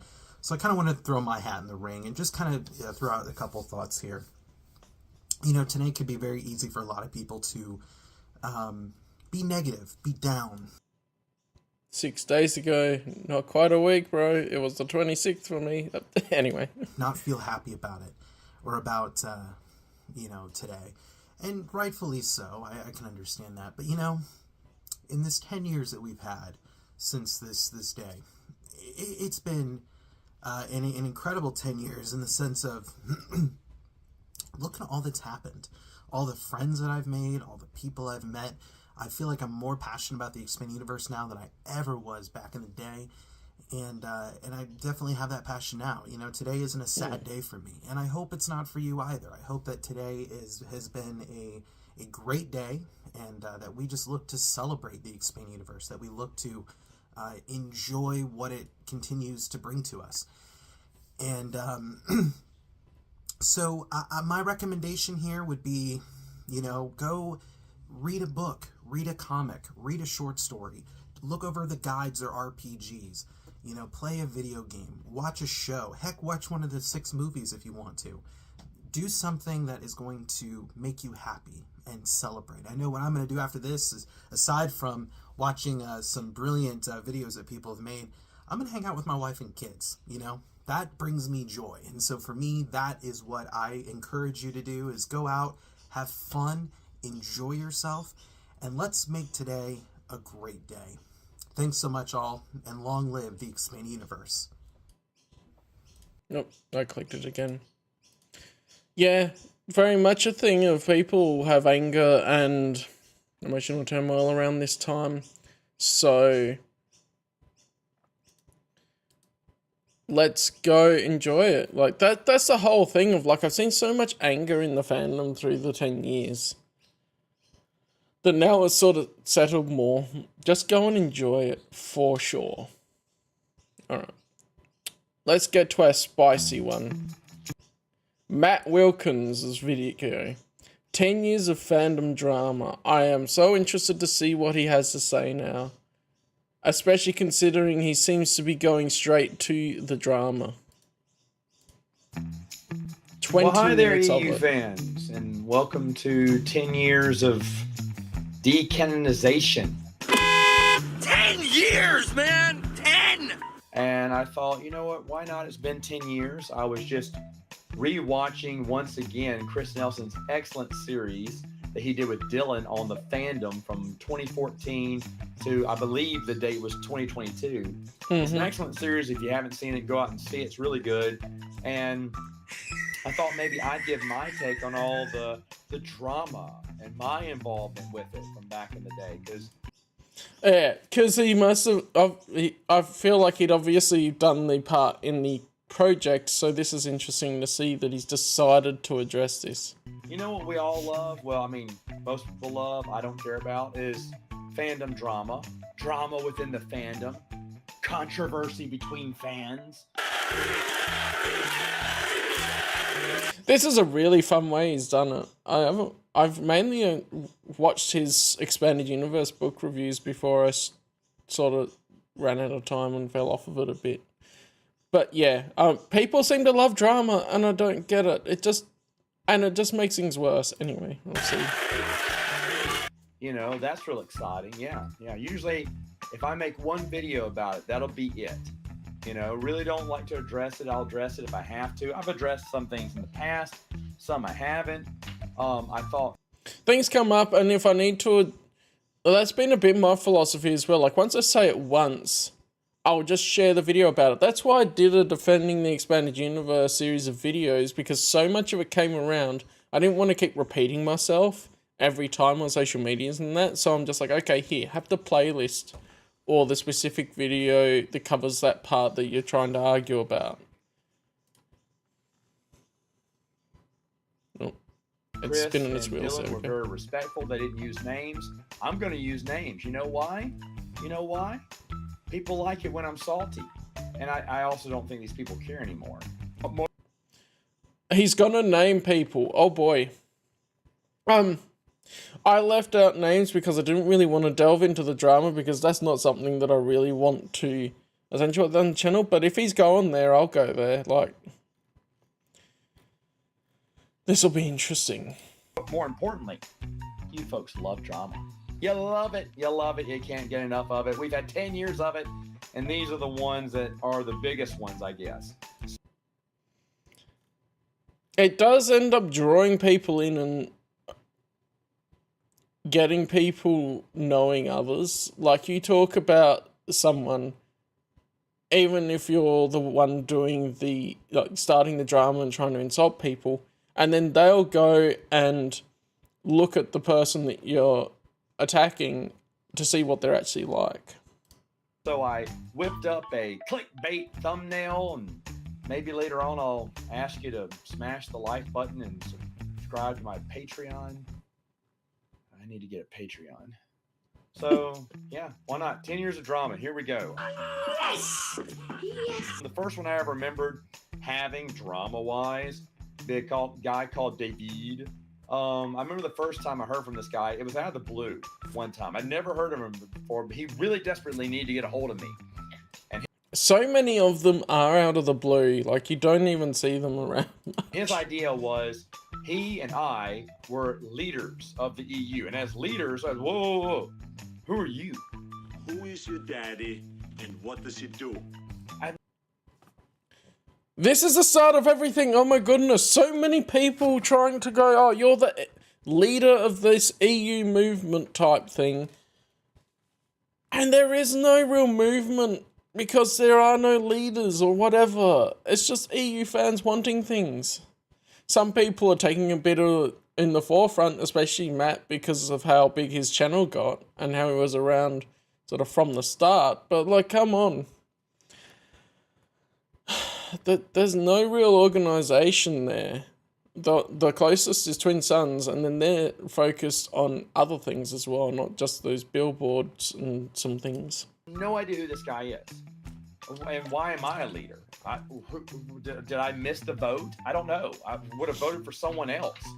But he's talking about doing this EU convention. Now, give it that was a nice idea. And at the time I said, no, I think we should just do fan, get-togethers at the big conventions. That'd be great. Just team up with some of the fan clubs and whatnot and do some stuff that way. Like I had done a Dragon Con probably the year before. But no, he wanted to create his own one. And about, I think it took me maybe a minute and a half to realize the guy was insane, like crazy. And I was like, this guy is just nuts. And then he showed me he directed me to his YouTube channel, which is, I tried to find it so I could play a clip from it, but I can't find it anymore. Yeah, funny about that. I've noticed that especially someone I had drama with, his YouTube channel doesn't exist anymore. It's like they don't have anything to do other than start drama, and when they don't get what they want out of it, they just stop. But he had a video of his grandmother, his parents, his friends, his family, maybe some poor co-workers he coaxed into doing it. But they made this video about how great he is, how he's the future, how he's a thinker, how he's a doer, how he's a faithful, how he's who is so-and-so? Well, he's this, he's that. And it's like, oh my gosh, this is bad. This is really bad. That's so cringe. The hammer is my penis. And it told me everything I needed to know about the guy instantly. I knew it wasn't going to survive. Now, I had no idea that this guy went on, grabbed some people's money until Chris and Dylan talked about it. I had no idea what became of that guy because I just stopped right there. All I know is he was a pain in our neck forever because then he went around to all the conventions pretending to be the leader of the EU. What the heck? Again, no one knew who this guy was. I had never heard about this. Where he came from, who he was. Just, hey, some fandoms, they catch the crazies, and we've caught our fair share of crazies, let me tell you that. But it actually leads in, this is kind of funny because it actually leads in to the next big drama I ever had. Because he interacted with Brian from Tashi Station at Dragon Con that year. And he probably nagged the bejesus out of him. Want to hear the most annoying sound in the world? And then Brian went off on a tear about how EU fans are terrible and all they want is this, and they're annoying, they're awful, they're impatient and pertinent. And I was like, no, that's this one stupid guy. He doesn't know. Exactly. These stupid people give people the way wrong impression, and it's so damn annoying. Anything. He's not with us. But no, over and over again, kept harping how bad the Lovers of the Expanded Universe were. He doesn't support him anymore, and blah, blah, blah, blah, blah. And everyone's coming to me, Matt, what are we going to do about it? This guy's really angry and whatnot. So I did a video where I rebutted a bunch of his words with an article I found about how the EU fandom is wonderful. And, of course, the big reveal was he had actually written that article years ago. And I was just trying to remind him kindly that, hey, man, don't judge one person and make it like the whole group. You know that's not the case. You wrote this article about the EU fandom. That is still true. That is still who we are. Now, instead of being like, oh, yeah, Matt, you know what? I kind of maybe overreacted there. You got a point there. But instead, it's like, this guy's threatening me. What? Wait, what? Threatening you? How am I threatening you? And I remember he was telling people that he's coming to Dragon Con. He's going to beat me up. What? First off, I had no plans to attend Dragon Con that year or any year afterwards. The way that Matt does say some things, like if that video was worded in a way, I guess the guy could have misconstrued it to be an attack against him. Especially some of the ways that I have noticed that Matt words things does seem to get their heckles up. And why would I just go to beat someone up? What? Who thinks like that? It was so odd and off the wall. And then this guy kept going on and on about how I'm making death threats against him. I made one video. Someone So just making stuff up too. Told this Brian guy where I lived, and it was all in his feed. And someone says, we need to go down there and teach him a lesson. And then I made one of my favorite videos I've ever made. One of my favorite videos. When I got that, and there was a lot worse. There's a lot worse on the threats there. But I started posting the threats in my video, and then I started talking about, and I held on that, you know, we need to go down there and teach him a lesson. I was like, yes, you should. But before you teach me a lesson, I invited them to come eat jambalaya at my mom's house because my mom makes the best jambalaya. Then for dessert, we go to my sister's restaurant because she has the best chocolate chip cookies and a pretty good, what are they called? Cream puff. Those are really good, or eclairs, whatever they want, my treat. And then, but wait, before they teach me that lesson, maybe we can talk a little Star Wars EU, maybe play a board game or two. That'd be fun. And then afterwards, after the evening's kind of winding down, you go ahead and teach the lesson to me, whatever it is, before you go. I don't want to make your trip back too late, but you know, if we can just do a few things off my bucket list, you know, when you come down here. The time I was writing for Sequart, one of the novels, and when it finally came out, he started attacking it and started saying, this guy makes death threats to everyone. He's threatened my life more than one occasion, or something like this. I was like, wait, what? And I remember the publisher called me and said, hey, who is this guy? And I was like, yeah, man, it's just some crazy dude. I am so sorry. You know, I made a video about him a long time ago, and he's still just kind of off his rockets. Okay, don't worry, we'll take care of it. And they did, and I never heard from him again. Like that. He's gone. Well, this next one is a doozy to be sure. Who says doozy anymore? I say doozy. Oh, wait, I do. Believe it or not, this guy reached out to me. I didn't really know who he was. I'd seen him in a few of my chats before, and he goes, hey, you need to reach out to this guy and who's a Star Wars fan, just started his channel, and he's a fan of yours. I think y'all would hit it off right. I said, okay. So I checked out his channel. He had like 100 I can guess who this is. Let's see when he says the name. subs or whatever. When I reached out to him, he said, would you like to be on my channel? I said, yeah, absolutely. I'd do that. I was his first guest, and it was the first time that I met Ryan Kennel. No, someone else, not. So that's cool. But I can tell where this is leading to. I was here for this part, and yeah. Way back in the day when his channel first got started. He seemed like a nice guy.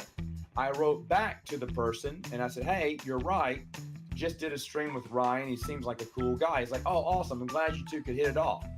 And this guy's name was B-Level Star Wars. Yep, that's him. Oh, yeah, we're going there. You're going there. Well, okay, so here's a point I made earlier. I don't think he has a channel anymore.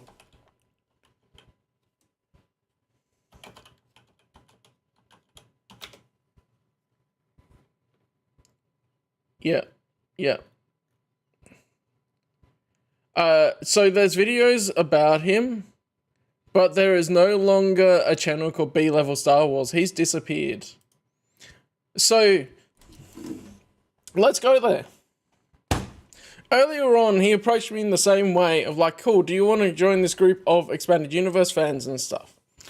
And then I'm like, cool, I'll join the Discord server, I'll see what's happening, and I'm not going to commit to anything particularly. I'll just go into it. I'll have some fun and we can talk EU and whatever. Let's see what he says next before I delve into too much of my own story. B-Level had introduced me to Ryan, and I thought, okay, this is great. And then later on, his feelings toward the Phantom Menace just changed overnight, or what I felt was overnight. I don't know. I don't have social media, so I don't know how it went. And all of a sudden, he and his group of maybe 6 angry people were all about getting the Phantom Menace out of the EU fandom because they don't belong here. It doesn't matter what you think. Well, Matt, you tell them that they don't belong here. Yeah. I'm not the owner of the EU fandom. I mean, I don't know what you want me to do. And I've said this before, and I've said it several times on the channel just so they would maybe get the hint. I remember there's one guy, and, well, all of them, you know, kind of have this, they have some weird political beliefs. Weird. And I was thinking, okay, guys, Yeah. well, you know how anyone can... They were putting so much of their politics into the interaction in the fandom with the Phantom Menace and everything. This is where I went... Okay, so I joined the Discord and stuff earlier on than I think they started talking about this stuff on Matt Wilkins's channel and stuff. And then they started talking so much about the Phantom Menace and how it's bad. And I didn't know the Phantom Menace, so I had a little bit of a look at them. I'm like, okay, they're doing that thing. I don't agree with how they're doing it, but I said on a stream, I think it was a stream, I was doing a podcast called The Holocaust, which is a terrible name because it's so close to Holocaust, but anyway, with Evan at the time, and we talked a bit about the Phantom Menace because it's like, it's such a big deal for these dudes. I'm going to talk about that coming up and sort of my only little inklings of the Phantom Menace at the time. And they went right off because I didn't they were, when I read back on it, it's like, oh, I'm going to be the spokesperson for that group. I'm going to be talking about it on stream and everything. And then because I didn't completely badmouth the Phantom Menace, I'm like, okay, well, I don't agree with what they do, but they are just dudes and whatever. I don't really know all of the individuals. I don't know as much about it. Like, I know more about the Phantom Menace now, especially after that, because they had so much that I'm like, look, dude, we really need to lean into it. And then he ended up sending me death threats. Or as close to death threats as you can get on the internet of like, I'm going to cancel you. You have to take that down and whatever.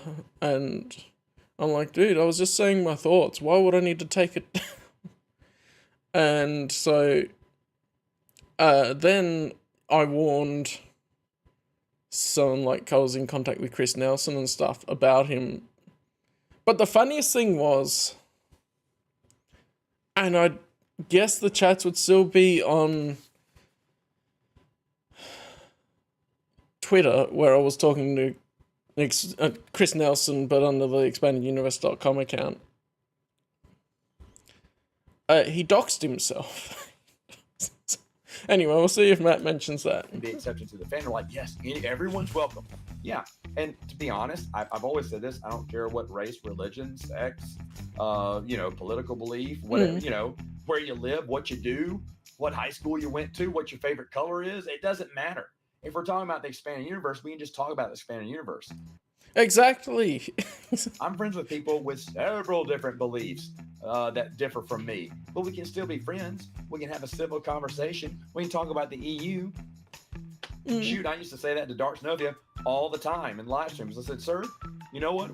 We couldn't be farther apart in other ideas, but we both have a love for the EU, and I feel like we could sit down, have a cup of coffee, have a lunch, and just have fun. Like this is where, like, I did the Souls Expanded Universe book club as well, and I had Ryan Kinnell was one of the people that was on there. The streams that stayed up should still be there. I've downloaded the ones that I had on my hard drive, and I think I deleted the playlist after it dissolved, which is probably a bit silly, but I could find them again maybe and add them into a playlist. But still,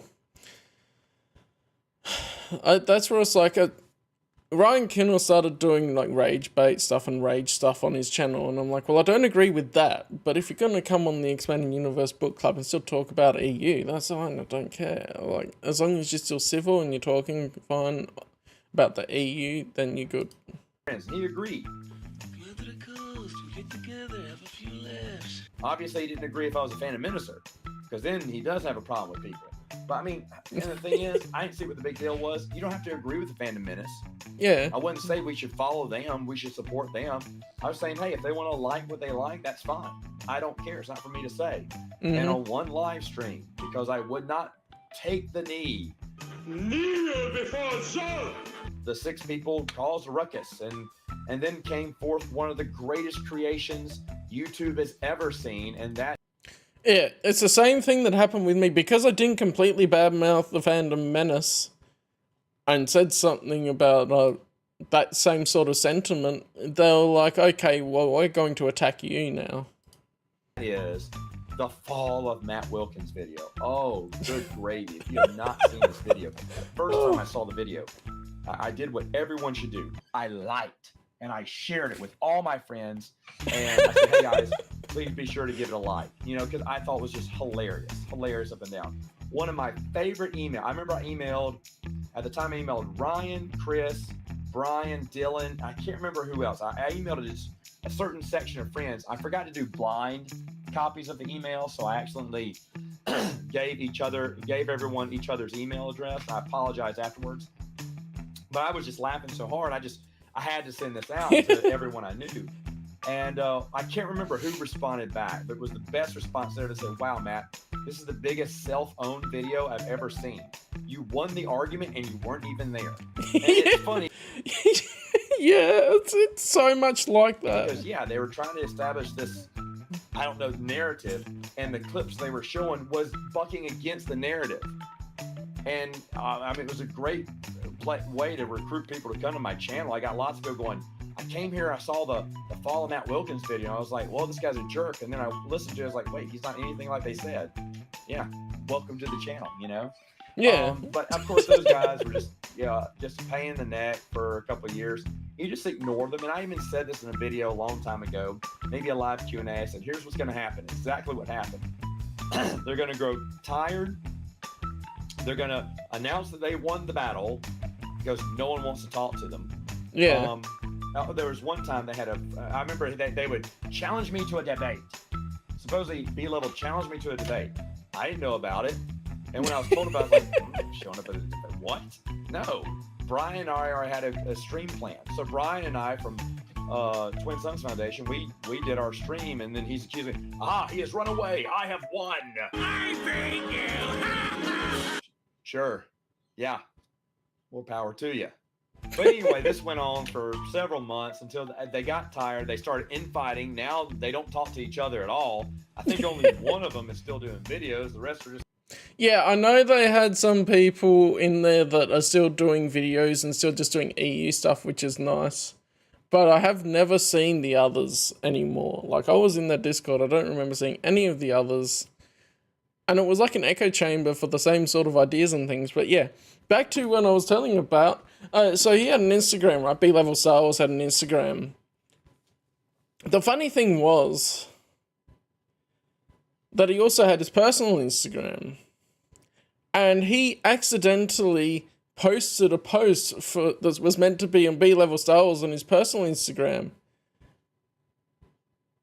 And on his website, he had a link to his... personal stuff, so Blumman doxed himself because he posted to the wrong Instagram account. I don't even remember his name anymore, but it was hilarious. It's kind of out there in no man's land, and it's basically done. And the only other one I could think of, have I forgotten another controversy? Oh yeah, the funny thing was that he was trying so hard when I called him out on it to say, no, that's not me, no, that's not me. He went on his personal account and messaged me saying, hey, I'm not this dude. And I was like, bro, you're trying way too hard. Because he was scared because he doxed himself. I was a part of, I just don't remember. But this one is, of course, the last one that was a few years ago was, or even last year, was with Wikipedia and about the 12 other followers who thought Supernatural Encounters wasn't official. Oh, please. Okay. That's an interesting pause. I was just like, I'm mentally preparing now, switching tracks to Supernatural Encounters discussion. So the story goes that, the gist of it, what I understood, was that they were saying it wasn't ever official, wasn't ever approved by Lucasfilm. Joe's full of bull, and whatnot. Joe decided to release the actual email correspondence of Lucasfilm authorizing him to do so. And then, just as I knew what happened, I said I was against him releasing the email. So you don't have to do that. Just ignore the children. Please ignore the children. So I wasn't really in it at this point. At this point, after the B-level stuff and all that, I was just doing my own thing, and Supernatural Encounters was sort of on my radar, but I was never in like Joe's Discord for so long because for whatever reason I never got sent the link to join it. So I missed this part of the drama, I guess. But you know, Joe wanted to show he. I did see the emails and stuff afterwards because I was like, oh, okay, Supernatural Encounters, what's sort of the status of it? And asking about that, someone else sent me the PDF, I think it was. He had the receipts, and he did. He had the official correspondence with Lucasfilm. How do you like them apples? And instantly they move the goalposts and they go, oh, well, I mean, today you don't have permission. What? And then I like how Joe has official emails. Like, he has correspondence with Lucasfilm. He's on a first name basis with some of these people. And yet their information was someone tweeted, because they don't know anyone, they tweeted someone who's not involved with the decision making. And they tweeted the two worst people. It's just fantastic. It gets better and better. Pablo Hidalgo says it's not official. Pablo Hidalgo, really? How reliable has he been over the past 10 years? Please, give me those other examples. Yeah.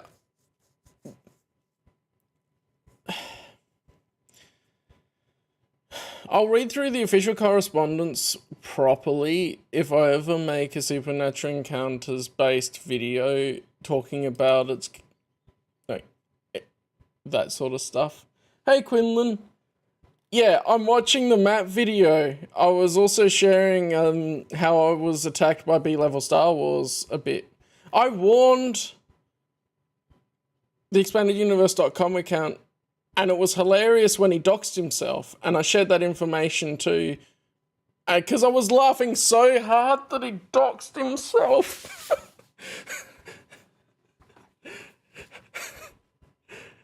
And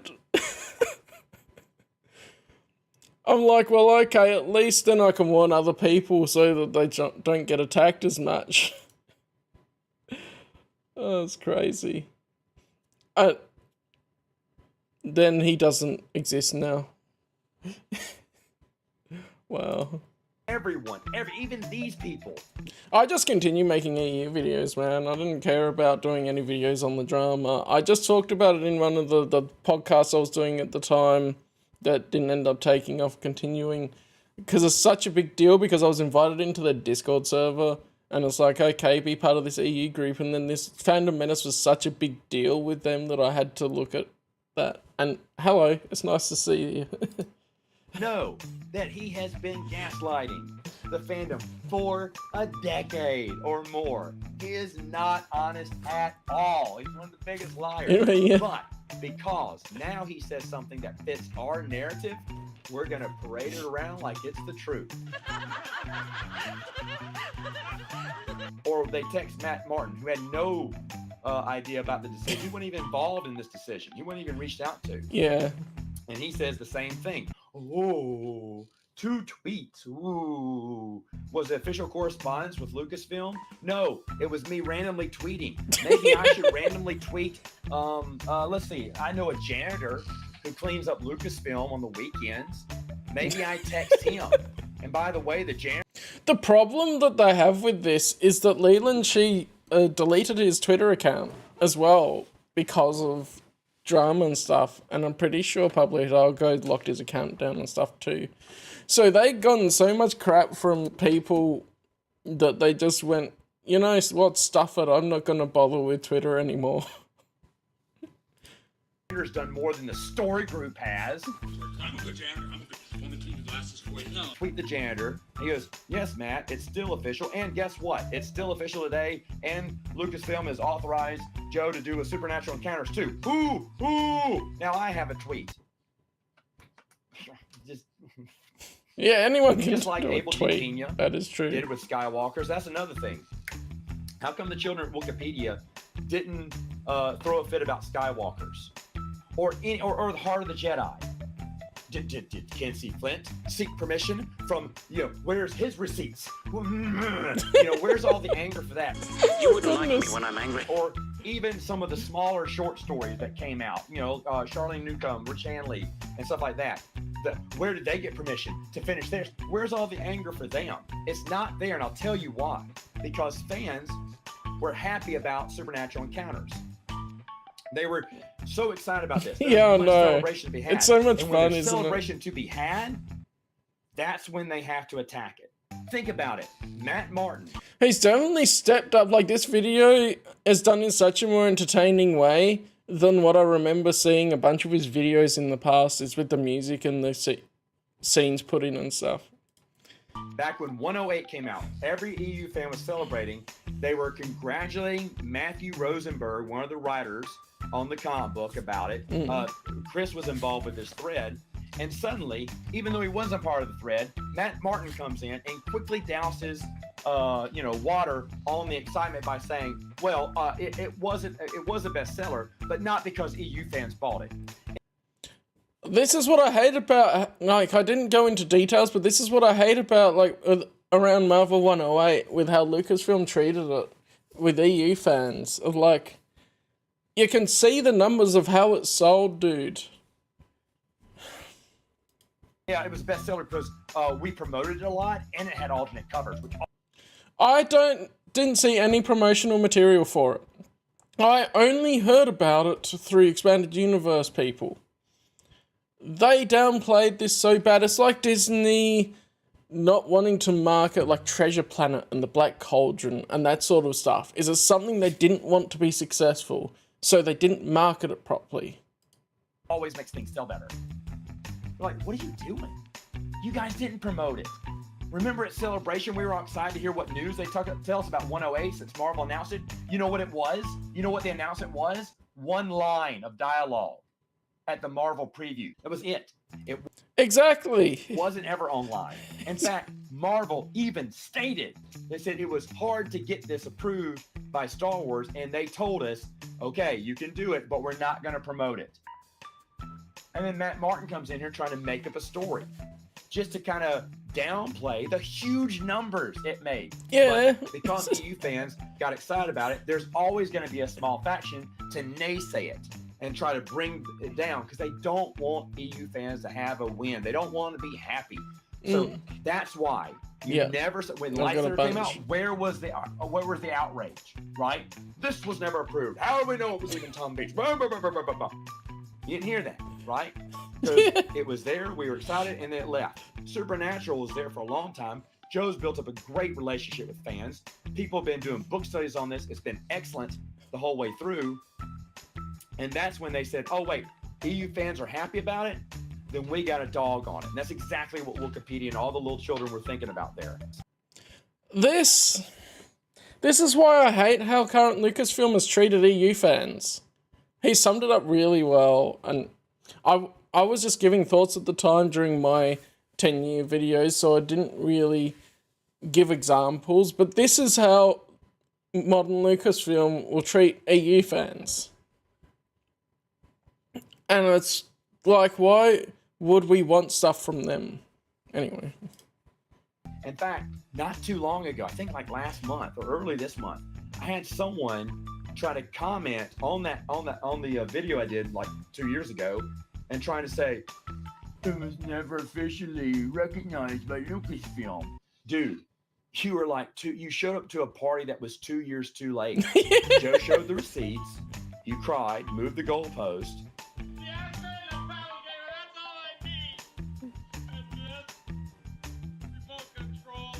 I mean, you know, an angel from heaven could come down and say, yes, the Lord told me that Joe has the authority to do this. You'd be like, Angel, do you work at Lucasfilm?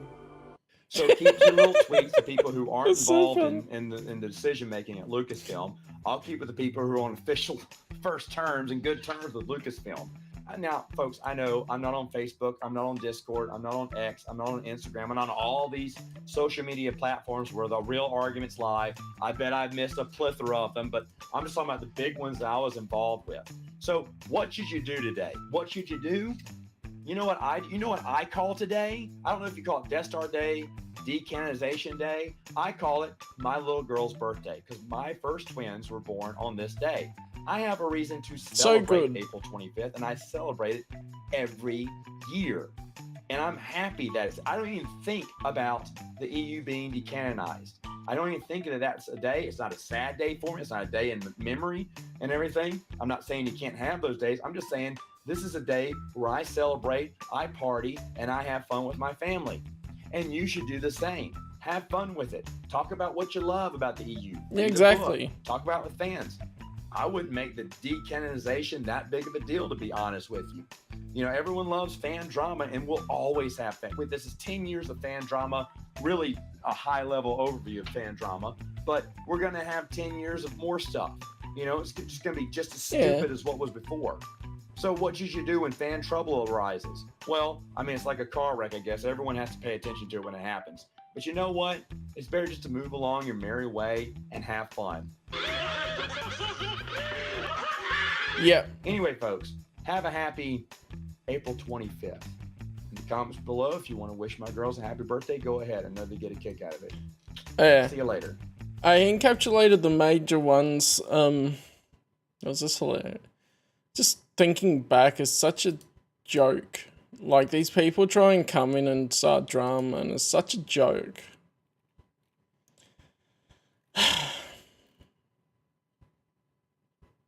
Yeah, I don't think I'll get to the short story reading today. But that's fine. I'm watching these videos because they all came out after I've streamed on the day anyway. Oops, what am I doing? See, the logos load in, and then they do this. Alright. There. Pause. YouTube.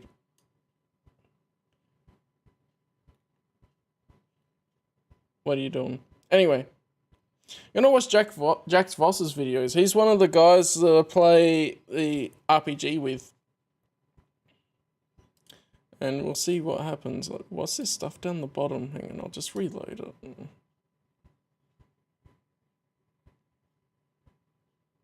That's better.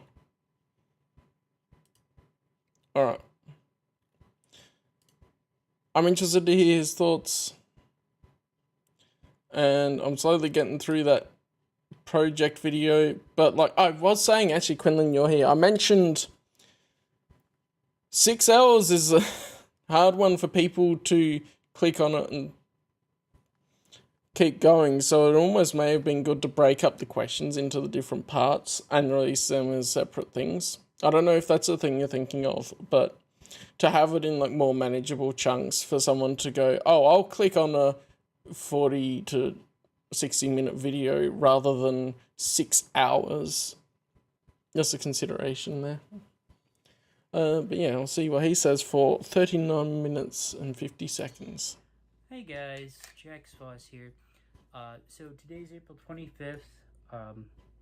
This should be up sometime relatively soon after I finish it. Hopefully it doesn't take too long to upload. I'm gonna try not to make this too long. So, he tried and he made it nearly 40 minutes. But hey, that's what we're here for. If you haven't already, I'm sorry, let me get a little comfortable here. My apologies, I meant to have that off sooner. No editing. No editing. So today is April 25th. Today is the 10th anniversary of the discontinuation of the Star Wars EU.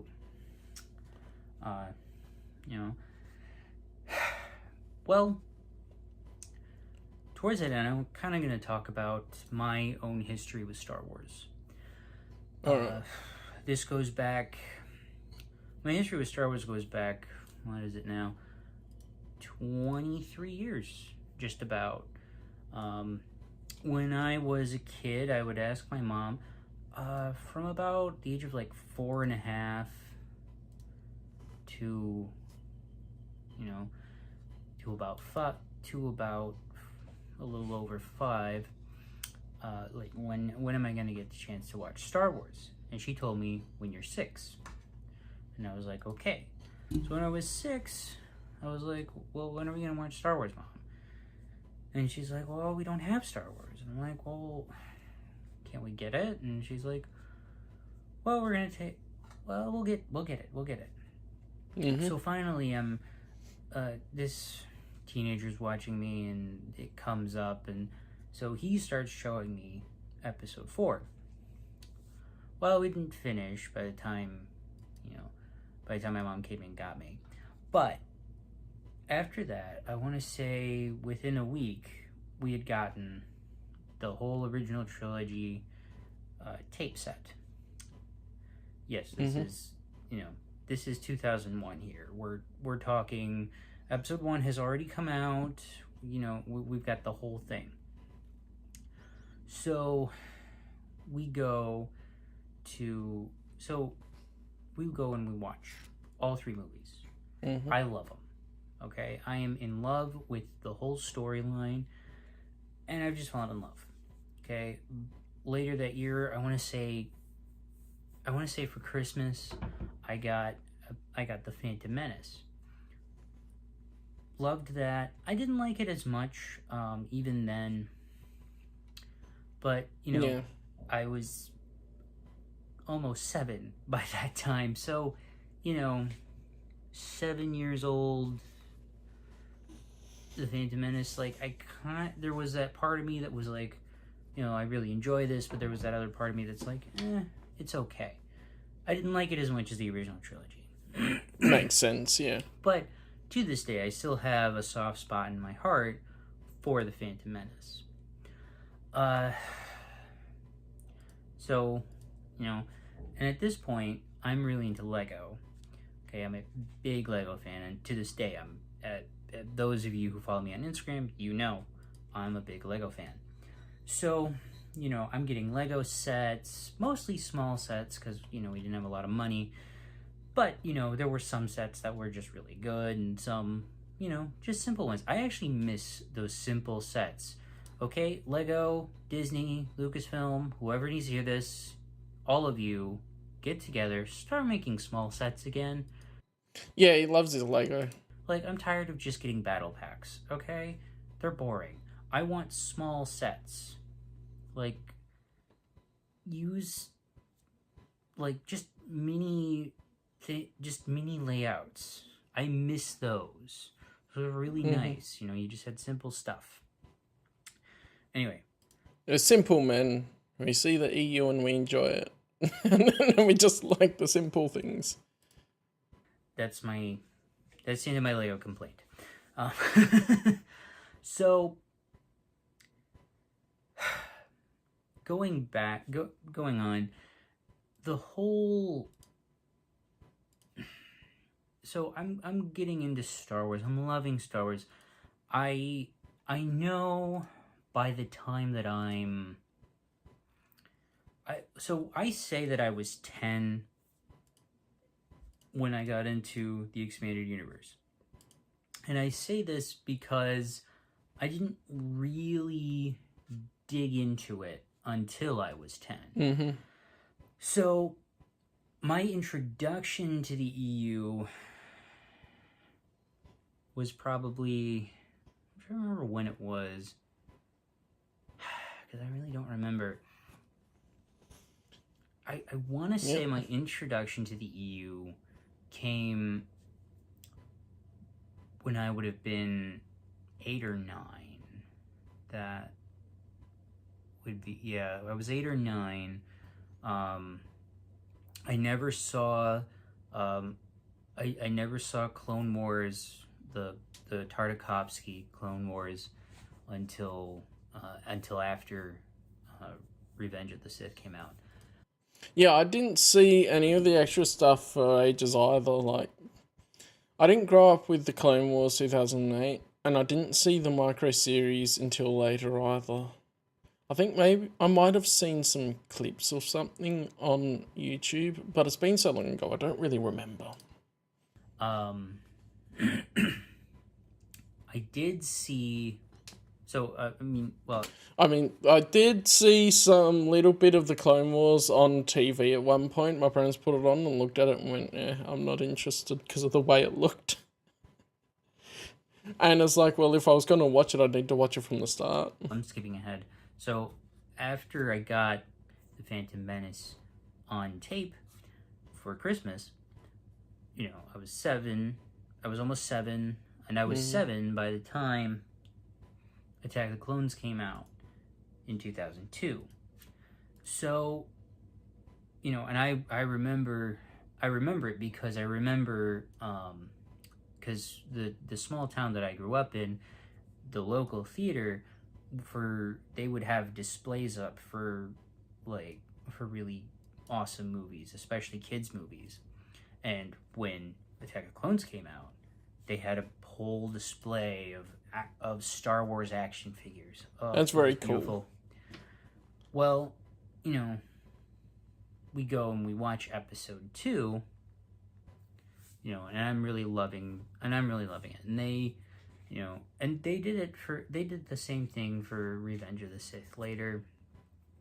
But, you know, I really enjoyed episode 2 as a kid. I thought it was really fun, but it was an action movie. And that's, like, it was meant to be an action movie.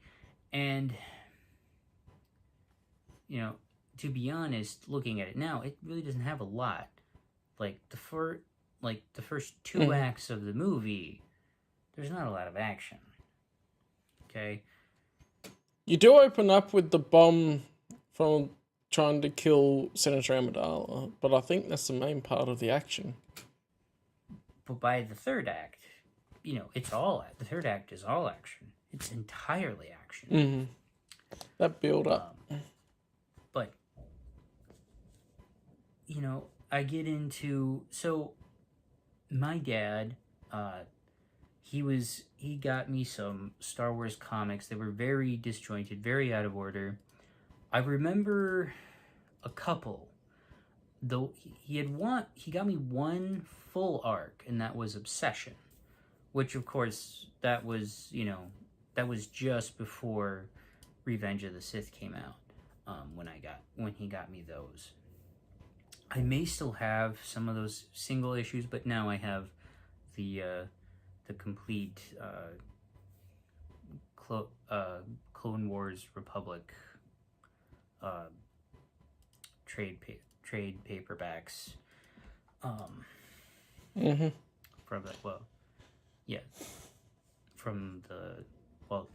Is that the right word? Trade paperbacks? I think so. I'll have if it's the omnibuses and whatever. Are they crap? We'll worry about that later. It's not important. Okay, I'm sorry. But, so, my intro into the EU was more or less that. Then, after Revenge of the Sith came out, and I knew there were books, like, I was aware of them by the time of Revenge of the Sith coming out, I think, and so, bear in mind, I'm 10, I'm in 4th or 5th grade when it came out. Because I would have been 10. Because I was 10. And just looking at out of interest while he's talking. 4th grade.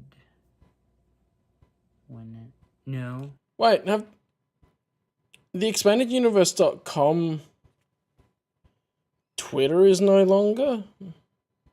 I was gonna check the DMs for the information based on the last video, just to see if it's still there.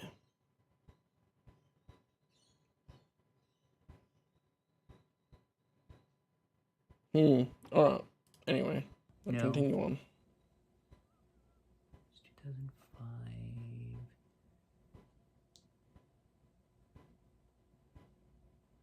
Yeah, okay, sorry. I had to think for a moment there. So, this is going to be unedited, so, you know, don't mind me if I have a couple of seconds of pausing. I'm trying to remember things. So, I'm 10, Revenge of the Sith comes out, and I loved that movie, it was great. And so this is after the whole thing has already come out, so I had just dabbled in it a little bit. But after Revenge of the Sith came out, my mom got a handful of books that had been donations. She worked for she worked for a school that would get donations, and while we're talking about like a preschool, like 3 and 4-year-olds, they're not gonna read any of these. Okay, even the young readers stuff, they're not reading those. Okay. So many just and I'm don't not read. at that age in my life where I'm starting to read novels. Okay. I'm 10. I'm starting to read novels. So there were a handful of books. There were a couple of the Jedi Apprentice series books. Book 1 was specifically a part of that. I also got, if you've seen it,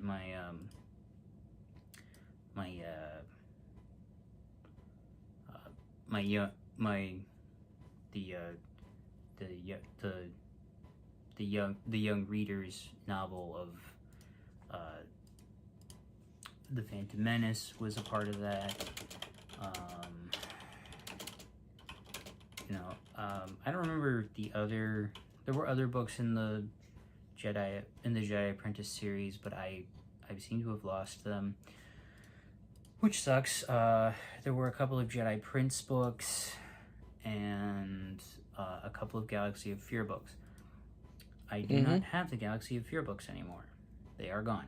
That's a shame. It sucks because I don't know if I gave them away, if something happened and they got ruined. I don't remember.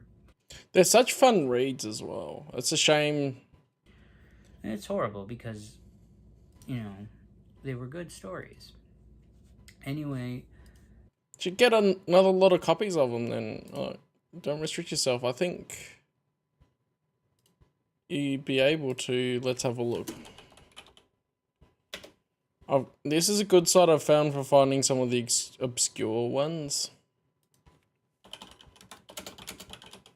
So we've got Galaxy of Fear. If we search that, yeah, US $4.47, that sort of stuff. So you should, especially within the USA, that's not much shipping. It's not logged in, obviously. And they're cheap. Definitely replace those. So, I was 10. That's when I really delved into it. And then I got, I actually did get two full novels. And they were a duology. They were part of the New Jedi Order. It was the Dark Tide duology. So, it's a very weird place to come in because Anakin's dead. Jason is missing, and he has no part in that duology. That is so weird. It is such a weird place to join. Okay. I'm getting a feel for Jaina, a little bit of a feel for Jag.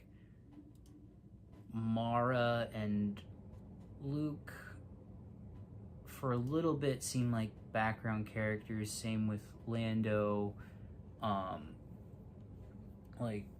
Leia seems to be more forefront, at least for part of it.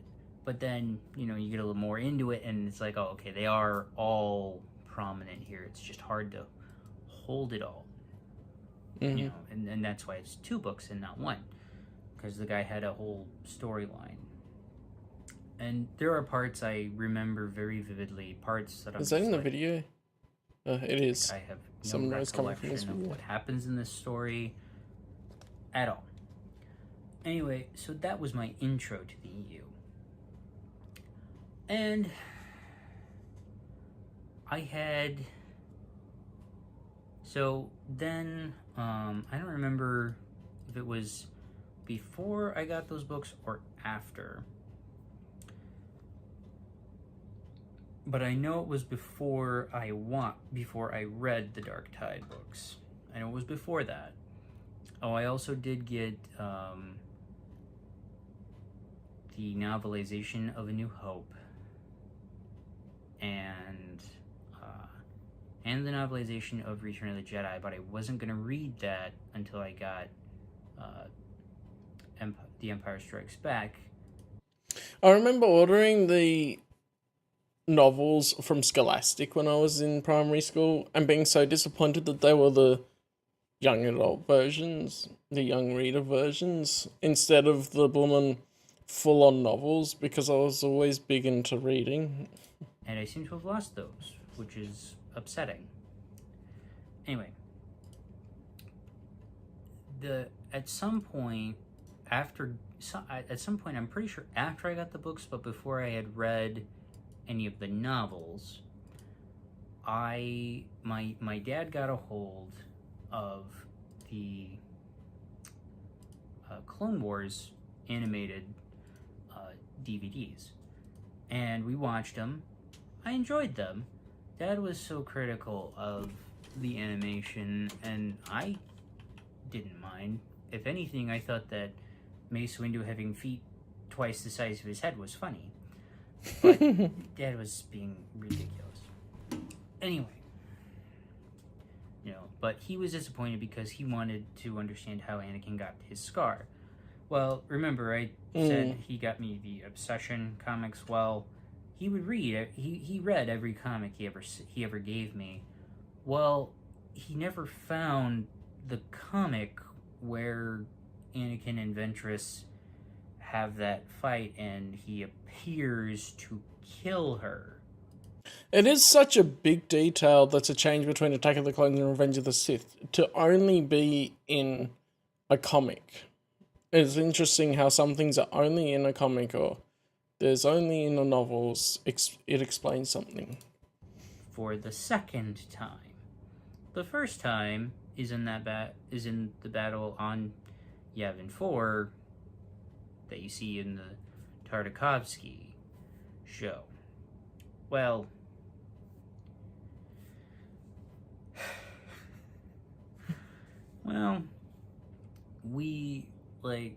he, as far as I know to this day, he still doesn't understand what happened. But, he's lost his interest in a lot of his things. Moving along.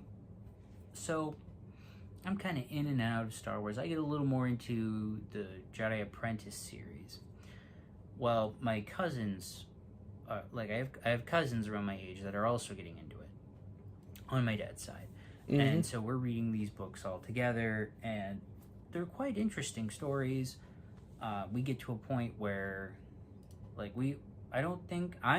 definitely did not finish them. I don't remember if they did. I don't think any of us finished the story, because I was reading them. My cousins were reading them. My aunt and my uncle, all of us were reading them. We were kind of sharing the books amongst ourselves, and yet somehow, anyway, so that was my real getting into it, but at first, but then I kind of backed out of it, and I got older and I had other things that I was more interested in for that time. But I always kept coming back to Star Wars. I kept watching the movies, and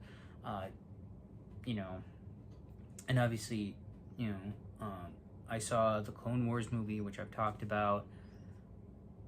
By what would it have been?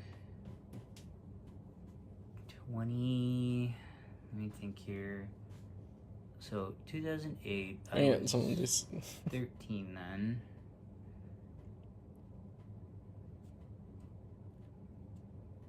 It's interesting that he chose to. So by 2011, 2012, I started getting more into the EU again.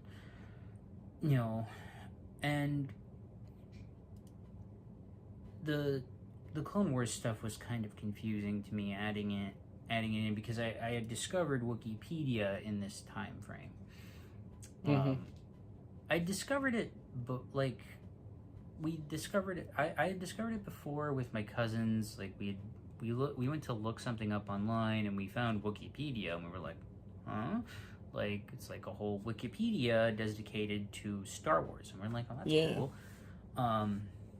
But then I did this for the entry as well. Yeah, I didn't know if this was that or if he did his own separate thing there, because he's talking a lot about his journey there. I didn't do anything with that for over a year and a half. Oh, sorry. It is separate. But yeah, I like him. I just think for reacting to it on stream, it's a little bit... listening to him and waiting for him a little bit to get there. If he edited some of the parts out of the middle, then it would be a bit more interesting. Yeah, because it's a bit like probably like I started doing my thing around it. I didn't put all 3 videos up on the same day, sharing the journey in that. And then I remembered it. And so I went and I looked some things up. So bear in mind, this is before 2012. There was some information at this time on the Darth Plagueis story. There wasn't much. Yeah, it's way too long for me to react to all of it, I think. Like, I wanted to probably just have that playing in the background. Like, I've gone sort of part way through. It seems to be a bit odd on the YouTube thing there. But yeah, of just like having that on in the background as I do something else if I can. But then I end up a lot of the time having stuff I need to listen to, so I can't have conflicting voices. But there were little bits.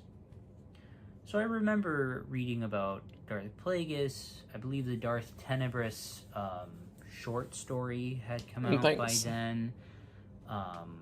The little one that kind of gives you the whole maxi-chlorian thing, which I still don't understand. I never read it, and honestly, I based on the Wikipedia article alone, I don't want to read it. I'll read it eventually. I'm reading through the short stories. This was like, my stream's already gone for ages. I'm gonna have to go after this video. Like, I'll have one video left for next week, probably. I put the longer one at the end. Just for time. That'll help a lot. And maybe there could be like best of the parts for each question. And then that could be a series as well. That'd be good. But I could be wrong. Please tell me if I should read that. Or if you've read it. If you're into the EU, I'd just say it's a short story. Read it. Form your own judgment. It's interesting how people can form their own judgment off of reading the Wikipedia page and stuff. And then from my experience of reading things firsthand, Wikipedia doesn't necessarily represent things accurately all the time. Or if you know what the heck I'm talking about. Maybe I'm thinking of something I'm not understanding. Anyway.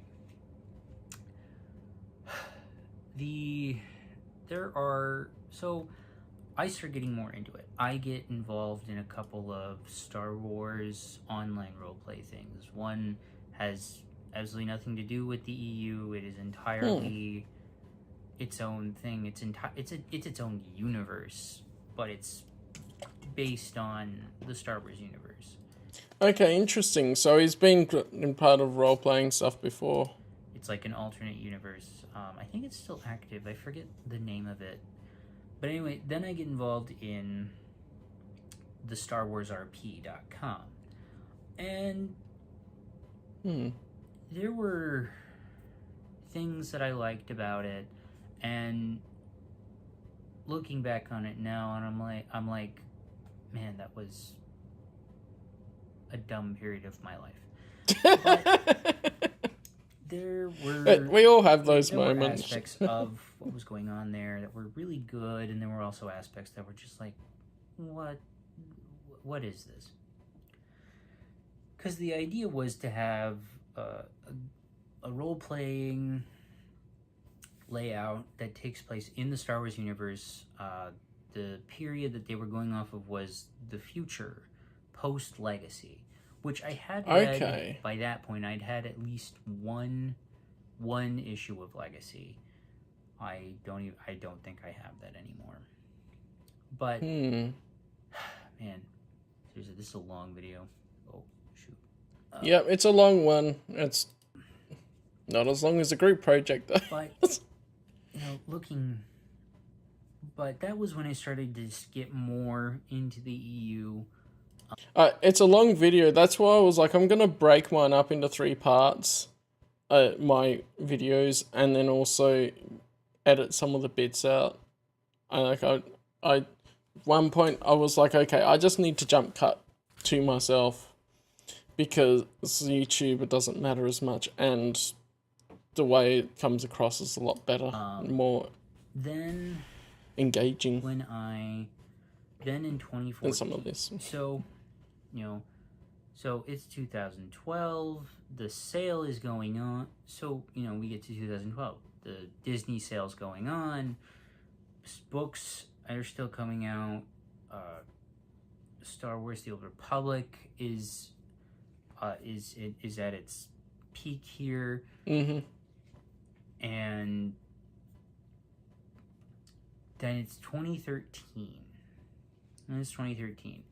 Okay, I'm graduating high school, and then I'm in college. Oh, so he's like a year And I'm still involved in this different in age to me, is he? thing online. Because I don't know if the years line up exactly, but like it's 12 years in the schooling system here, and I graduated in 2014. We'd been working on this game for 3 years at this point. Well, it's 2013.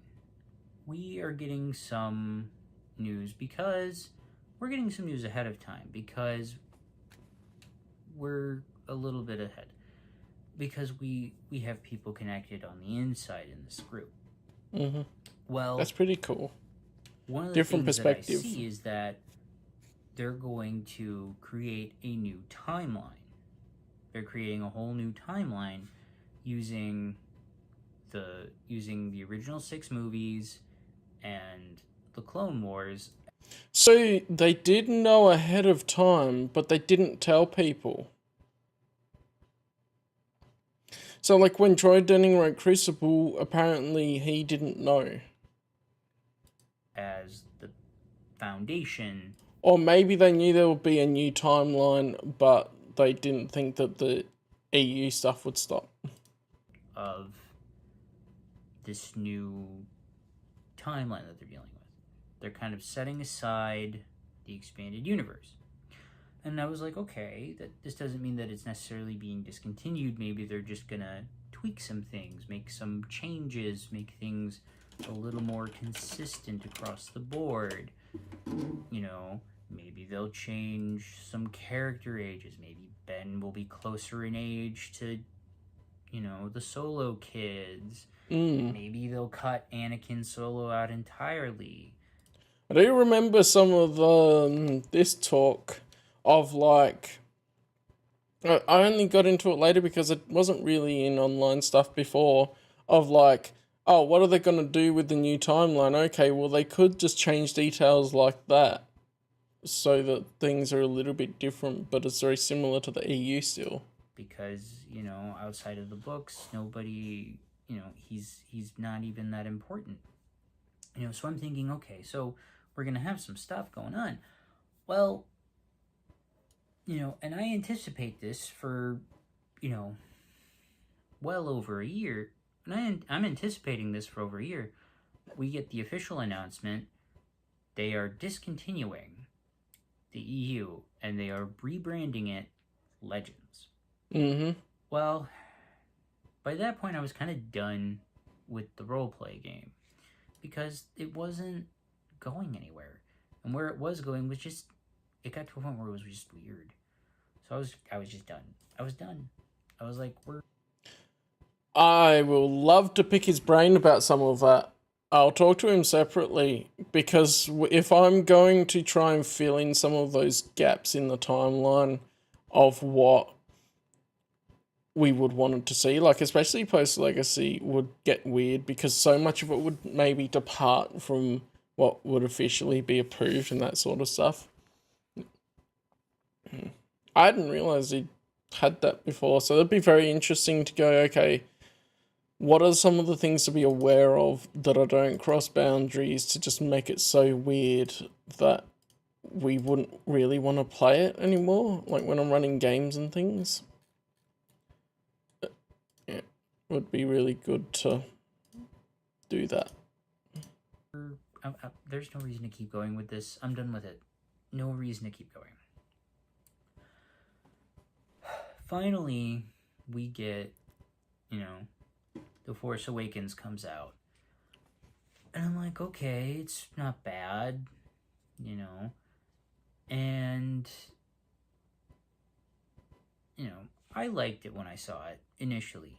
I saw it again. I liked it less. Mm-hmm. You know, I watched it, I think, 3 times in total. Once in the theater, once with my best friend, and once again with my parents after we got the DVD. I remember all the people saying, "Oh, just watch it again. It'll be better the second time round." And I don't remember the order of those last 2. I don't remember, but because both of them were with the DVD, I don't remember if I watched with him first or with my parents first. But I watched it 3 times, and each time I'm like, I like this movie less and less the more I watch it, because I'm realizing they're contradicting the whole universe itself. They're contradicting established things in the movies. Mm-hmm. So I was just like, okay, I'm done with this. I saw Rogue One. It was pretty good.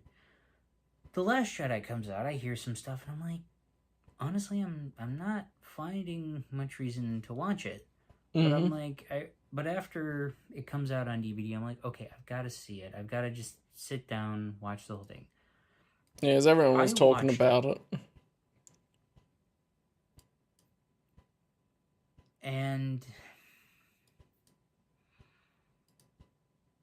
you can see the cogs turning in his head like, how do I say this nicely? I remember I watched it and I fell asleep halfway through. And then I never watched it again. Until a few years later, after I got Disney Plus, and then I sat down and I finished the movie, and I remembered exactly where I left off too. That's how weird my brain works. By the way, this was years apart watching this, and honestly, it was hard to sit through that whole thing. There are parts I don't recall at all, which says a lot, because I remember a lot when it comes to movies, but like it was just so not good. Yeah. And then when you make a movie that's forgettable, that's worse than it being bad and memorable. About a year ago, I saw for the first time, or maybe it was 2 years ago. Hold on. When was it?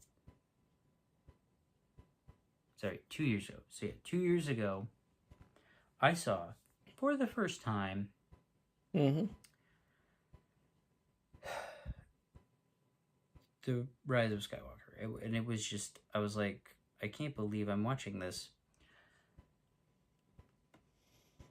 All that to say, like, when I was going through everything that I've seen of Disney's canon, just tells me that they don't care. They don't care. Their trilogy is not good. There's also the, like, I don't like it, and I feel like it is a lack of care as well, but it's also like Matt said, when Matt shared about how Matt Martin would try to downplay the sales of Marvel 108 and stuff, of like, you get the actual stuff not being great, and then you also get the bloomin'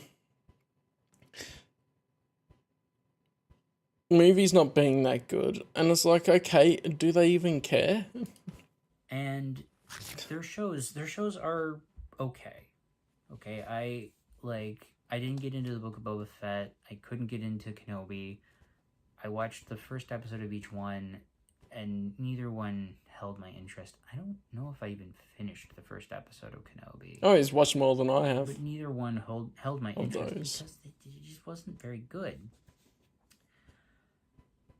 There were things, but there are things that, are good, but I've just reached a point where I'm done trying new Star Wars stuff.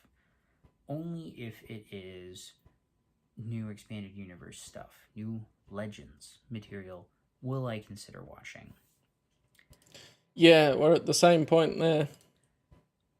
Ultimately, it's just, I've reached a point where where I just don't have much of a desire to see it. And I'm not condemning anybody who watches the new canon. By all means, enjoy it. If you like it, enjoy it, okay? There are worse... I'll tell you right now, I have seen worse things than anything I've seen on related to Star Wars. The worst thing of Star Wars is still better than a lot of other things out there. There are some horrible, horrible movies that people love. And I think, how can that you is true. love this? And there are absolutely terrible TV shows that somehow went on for years. I don't get it. And yet you have a good TV show and then Netflix cancels it or something. While some of the best shows in the world lasted a season when they were supposed to go for 7 years. Firefly, Jax. I'm sure you're talking about Firefly there. You got one season of Firefly, but thankfully the Dark Horse comics continued that. But that's another discussion for another day. The whole... But anyway, with the EU, I'll say this. If there's one thing I definitely agree with Callum from Callum's Cantina. Oh, hey, thanks for the shout out. There we go. There's one thing I do agree with him on. It's that continuing the EU, as much as I want it, and if you've seen Brennan's video, you would know that I want the EU continued. But I don't want it just continued. I want it continued with care, as Cal says. But at the time, I thought that my portion of the video had to be really short, so I was trying to... You had the time limit, and then I recorded it and went, well, this is longer. Is it okay if it's longer? And then Brendan was like, yeah, cool. I'm just like, okay, I'll edit it down so it's not as ridiculous, but... Keep it short, so that's part of why I'm making this. I'm still getting Star Wars Lego sets. I'm still there are... And I'm definitely, most of you who follow me on Instagram, I customize my own minifigures. Yeah, it's been really cool, some stuff he's doing. Well, I go out of my way for this. And all of my minifigures, all of my custom ones are Star Wars. I don't really do anything with other minifigures.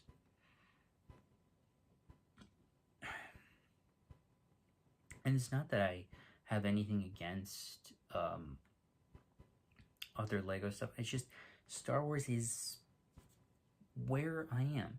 And I do have some new canon stuff. Like I've got Fortress Vader from Rogue One.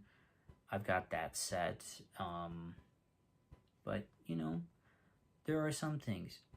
And especially when it comes to Lego and collectibles and things, you can easily get some stuff from new canon and adapt it to other things. Like, especially a character like Vader would look the same because it's based on the movies anyway, unless they do some weird thing in the new canon. It's like, well, okay, I don't know about that. But you'd say, oh yeah, it's Vader from the EU when you get the set anyway.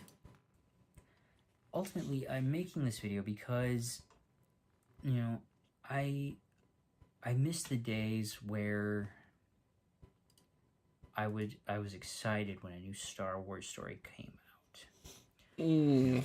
I didn't read most of them when they were being released because I didn't have a lot of regular access to, I didn't have my own money when they were still being released, and when they stopped being released, I went out of my way to get a lot of the audiobooks. I have several audiobooks. Yeah. And I've listened to every single one of them that I currently have. And if there's one thing I do like about the Essential Legends collection, which I still think is insulting to a lot of books, because like what they consider essential and what fans consider essential are two very different things. Yes. And stuff like Young Jedi Knights, because of them doing the Essential Legends connections, basically saying we're not going to reprint the other stuff, is an insult. Are they going to release The Hand of Thrawn? Or are they going to release... Because they've done Survivor's Quest. Why haven't they done The Hand of Thrawn? Like, it literally comes right from there. It's a really weird way that they tried to release them, so I guess they might do Hand of Thrawn in the future sometime, but you never know where they're going to go in the timeline next. It's ridiculous. And then they have stuff like they released Dark Rendezvous and Shatterpoint and stuff. And you go, was that really essential?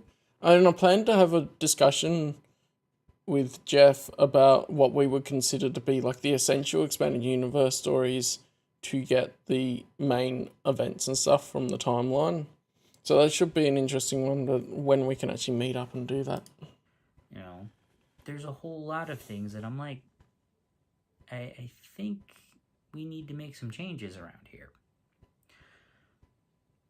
But what they consider essential over at Lucasfilm and what fans consider essential are very different. Mm-hmm.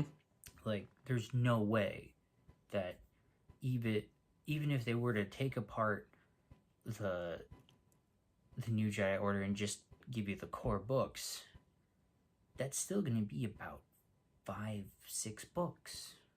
Mm-hmm. You know, you've got the first book, you've got like you've got to get the key point books, and I'm like, yeah, exactly. Like, you've got Vector Prime, you've got Unifying Force. I don't think they're bold enough to get to New Jedi Order yet. That's why they're printing all the other books first. Those two have to be there. They're the beginning and the end. You need those. You know, and Star by Star, it's one of the most pivotal moments. Sorry, but there are things that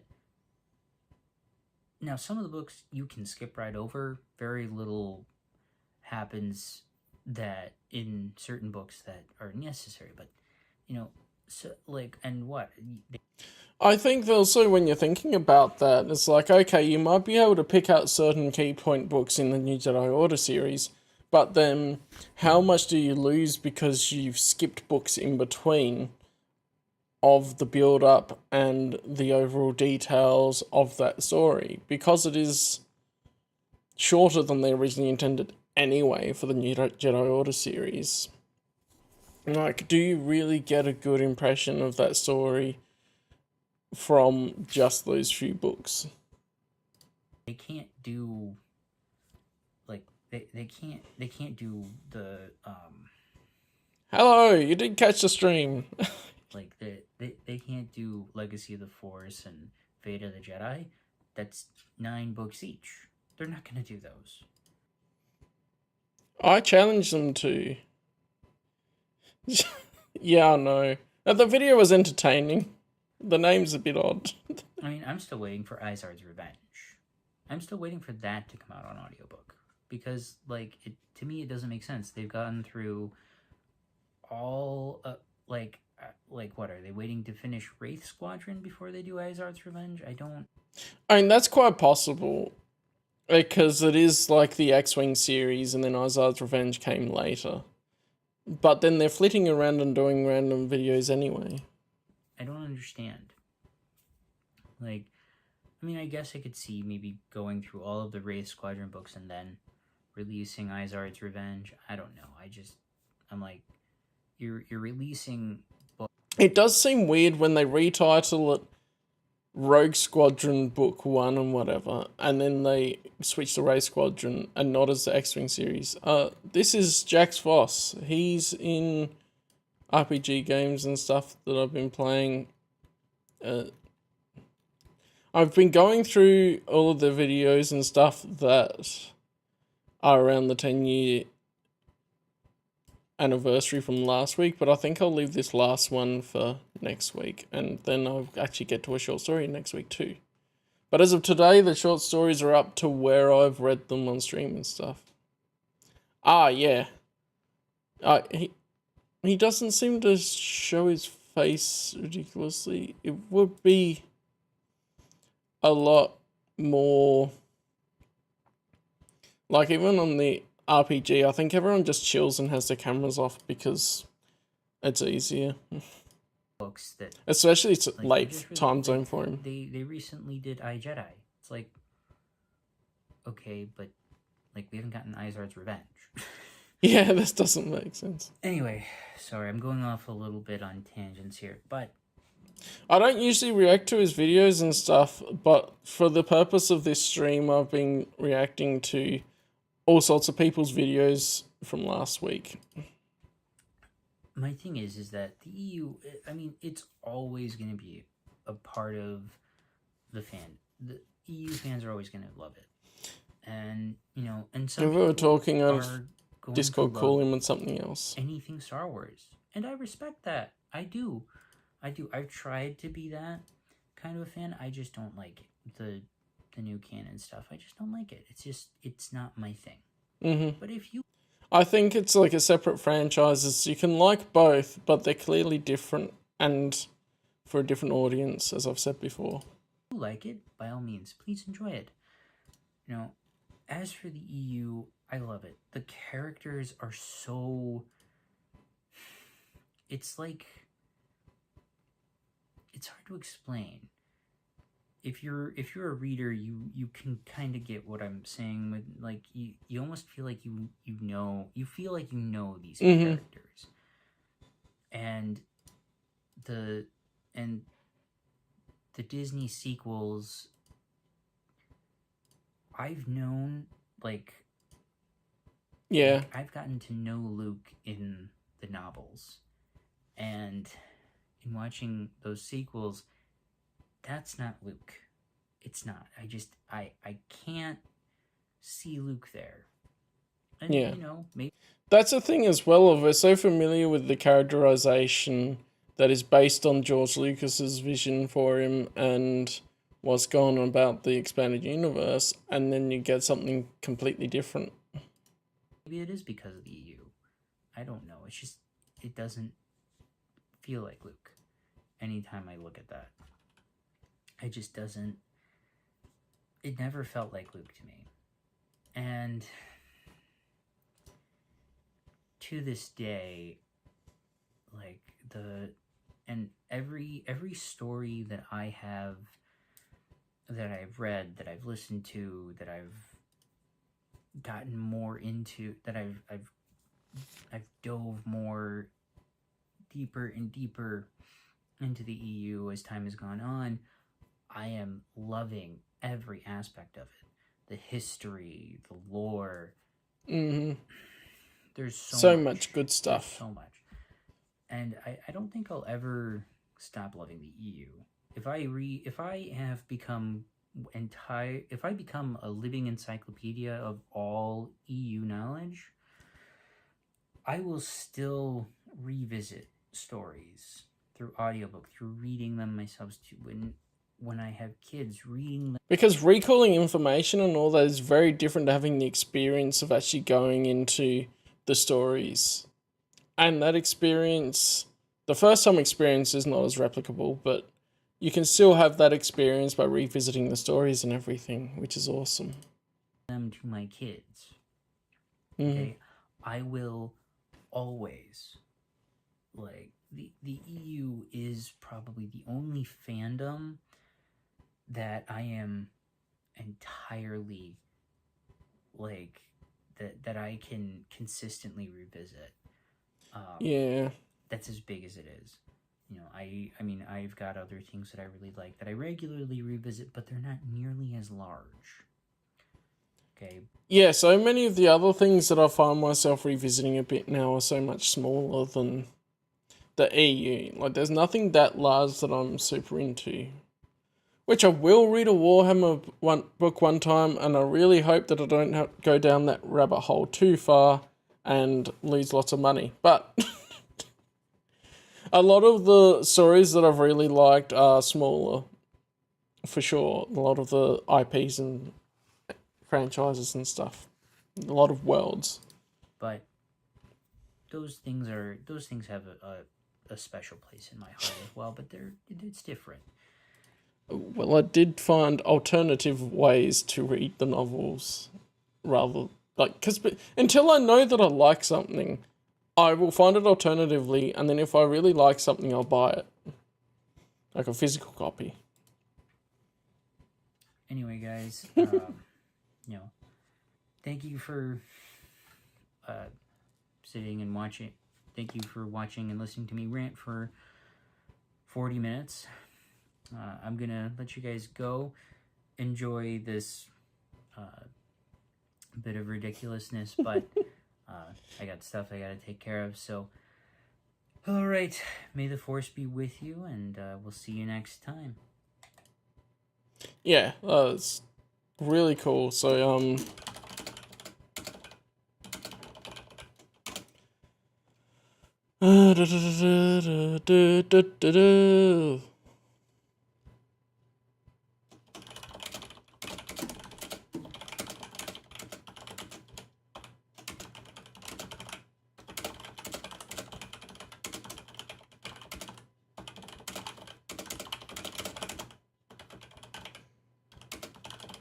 I'll put a video on his...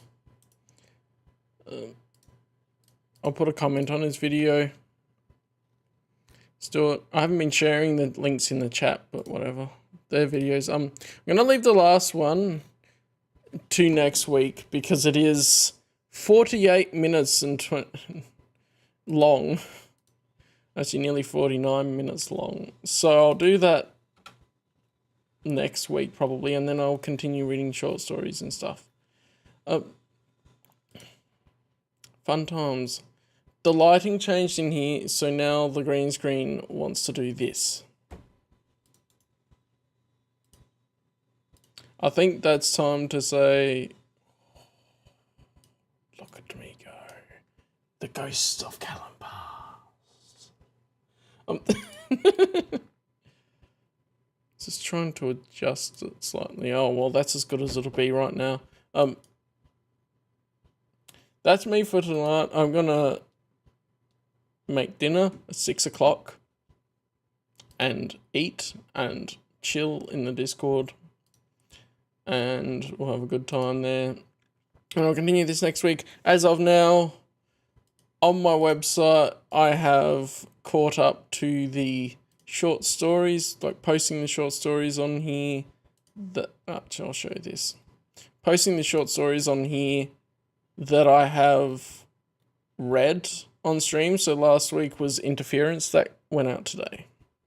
So I'll continue that on. It's pretty cool. And as I go, I am adding to my short stories compendium Word document, editing it and whatever, making sure it looks right. So it'll be good.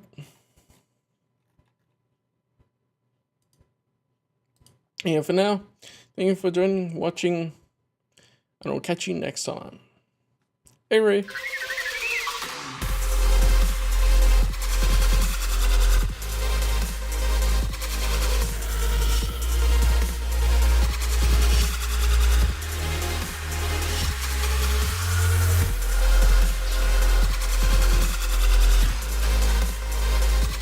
Oh, that's it. I didn't realize. Hold up. You'll see Brental there properly now, and the stuff on the side anyway. Uru.